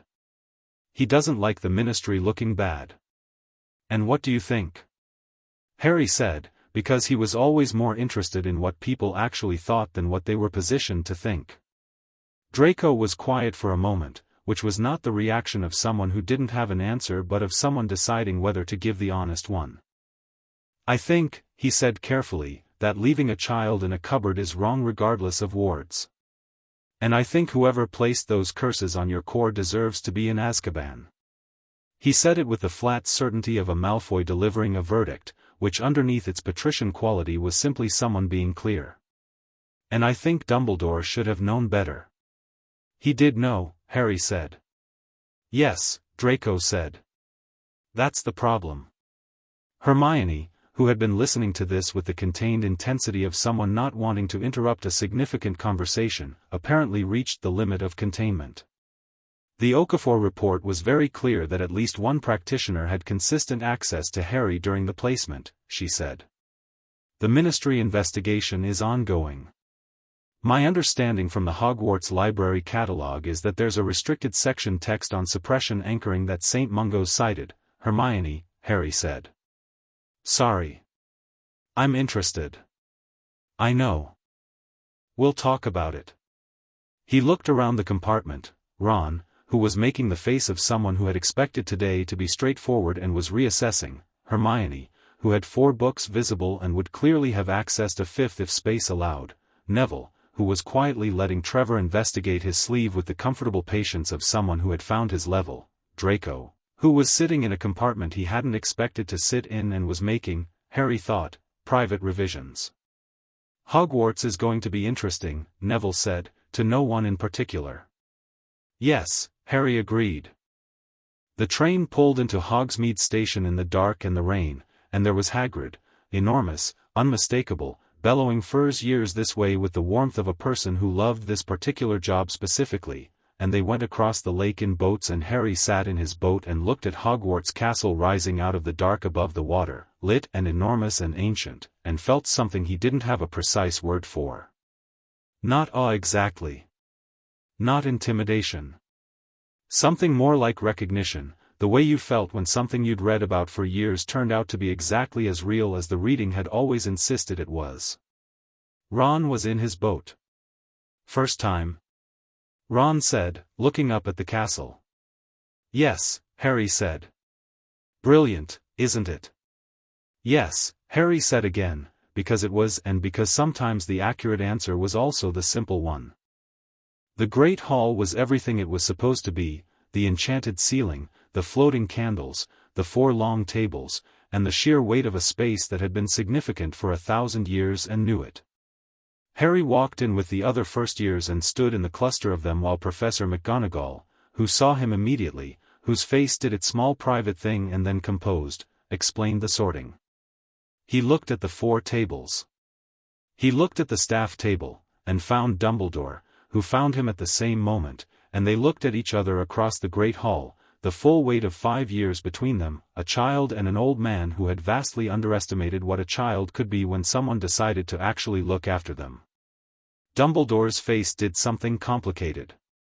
Then he gave a small, precise nod, not an apology, not quite, but a recognition. An acknowledgement of something real. Harry looked at him for one more moment. Then he turned back to the sorting. The hat was older than anything he'd read and looked at, patched and battered and self-aware in the way of magical objects that had spent a millennium deciding things. When his name was called, the room went the specific kind of quiet that happened when everyone already knew the name and had been waiting for it, and he walked to the stool and sat down and the hat came down over his eyes and the world went dark. Well, said the hat, in the voice of something that was also a voice and not quite one. This is unusual. I've been told that before, Harry said, internally. I should think you have. You know your own mind very thoroughly for 11. A pause, the sensation of something reading him, not intrusively but thoroughly, the way a very good reader turned pages. A clemency at 9. Interesting. Most people try to use that to hide from me. I'm not hiding from you, Harry said. You're just looking. That's different. So it is. Another pause. You could be Slytherin. The strategic intelligence is very clear, and the self-possession, I know, Harry said. Andromeda explained Slytherin to me. It fits some of what I am. But not all of it. No. He thought about the water tree in the glass. About the chair moving across the room when he'd needed it to. About flying a toy broom on the first attempt because it felt like something he already knew. About standing in the Wizengamot courtroom without dropping his eyes. About not being afraid of the name Voldemort because names were just sounds until you decided what they meant. I don't want to be strategic about everything. Some things should just be direct. Yes, said the hat, and he thought it sounded, was it possible for a hat to sound pleased? Some things should. I told Andromeda I'd be in Gryffindor, he said. 2 months ago. I'd like to be right. The hat made a sound that was very possibly laughter. Oh, you're right, all right. Better be, Gryffindor. The Gryffindor table erupted. He lifted the hat off and handed it back to McGonagall, who took it from him and held his gaze for a moment with the specific expression she'd worn the morning of the hearing, something that had grief in it and relief in it and pride in it all at once, and she said, very quietly, "Well done, Mr. Potter," and it was the most complicated 2 syllables he'd been offered in recent memory. He walked to the Gryffindor table and sat down, and within 30 seconds Ron was there, sorted as predicted with the cheers of a family's worth of Gryffindor legacy welcoming him home, and Neville after him, white-faced and then pink-faced and then broadly grinning when the hat said Gryffindor with what sounded like considerable enthusiasm, and Hermione last among their group, who sat down next to Harry with the expression of someone who had also known exactly where she was going and was simply satisfied to be confirmed. Draco Malfoy, when his name was called, did not look at the table of Slytherins waiting to receive him. He looked at Harry. Harry met his eyes for a moment, and Harry thought about what he'd said on the train, leaving a child in a cupboard is wrong regardless of wards, and about Narcissa Malfoy crying through a door, and about family magic recognizing itself, and about the way complicated things were still only complicated until you looked at them directly. The hat said Slytherin. Draco sat down at his table with the composure he'd wear all year, and Harry thought, "That's not finished," but it started, and turned back to Neville, who was asking something about the enchanted ceiling and whether it ever rained. "It's a reflection of the actual sky," Harry said. "Not the actual sky." "How do you know?" "I read the history of Hogwarts before I came." "Of course you did," Hermione said, with the warmth of someone recognizing a kindred spirit. The feast appeared and Harry ate, properly, fully, the way he'd been eating for 5 years now, with the ease of someone who no longer tracked the food's availability or worried about the plate being taken away. He ate and talked and looked up at the enchanted ceiling and thought about Andromeda at home in Islington, in the kitchen, probably with a cup of tea and something she was reading, and the rosebush outside still gold in the dark garden. He thought about the morning she'd opened the cupboard door. The way she hadn't made her voice soft in the false way that meant someone was about to lie. The way she'd just said "I know" and meant it, both times.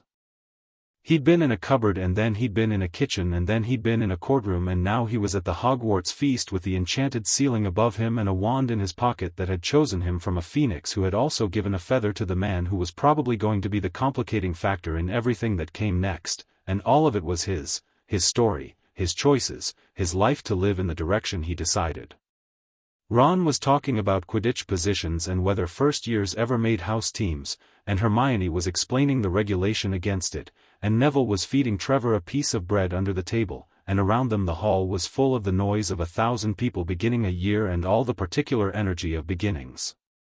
Harry listened to all of it. Then he put his elbows on the table and joined in. Later, after the feast, after the walk through the castle behind the prefects, the moving staircases, the portraits, the suits of armor and the shifting geometry of a building that had decided it liked people who paid attention, they arrived at Gryffindor Tower. The fat lady swung open to admit them and the common room was warm and red and full of the immediate social energy of 100 people making themselves at home. Harry set his bag down and looked around. It was a good room. He could see that immediately, the kind of room that had been used for serious things and silly things in roughly equal measure for centuries, worn comfortable by it. The fire was going. The armchairs were deep. Someone had left books on the window seat. He walked to the window. From here he could see the ground spreading out in the dark below, the lake somewhere in the distance, the forbidden forest at the edge of the light. Above it all, the sky was clearing after the rain, and the first stars were coming out. He stood there for a moment by himself, just looking. Ron appeared at his elbow. "Good view," Ron said. "Yes," Harry agreed. "You all right?" The question was direct, the way Ron did things. Harry thought about this. He thought about the last 5 years. He thought about all the things that were still coming, the investigation that wasn't done, the secondary curse signature still being traced, Dumbledore's nod across the hall which was not an ending but a pause, Voldemort who was out there in some form being whatever he was becoming, the prophecy sitting somewhere in the Ministry's Department of Mysteries in a glass sphere. He thought about all of it, which was a lot. Then he thought about Andromeda's face at the platform this morning. Pay attention. Ask questions. Don't hide. The same 3 things she'd given him in various forms for 5 years. Not a plan, not a prophecy. Just instructions for being a person in the world. Yes, he said, and meant it completely. I'm all right. Outside the window, somewhere in the sky above Scotland, a star that had been behind a cloud moved into clear air and was simply, fully, there. Harry watched it for a moment. Then he turned away from the window, back into the warm loud room, back toward the people who would be, he thought, his people. He wasn't afraid of anything. He had no reason to be.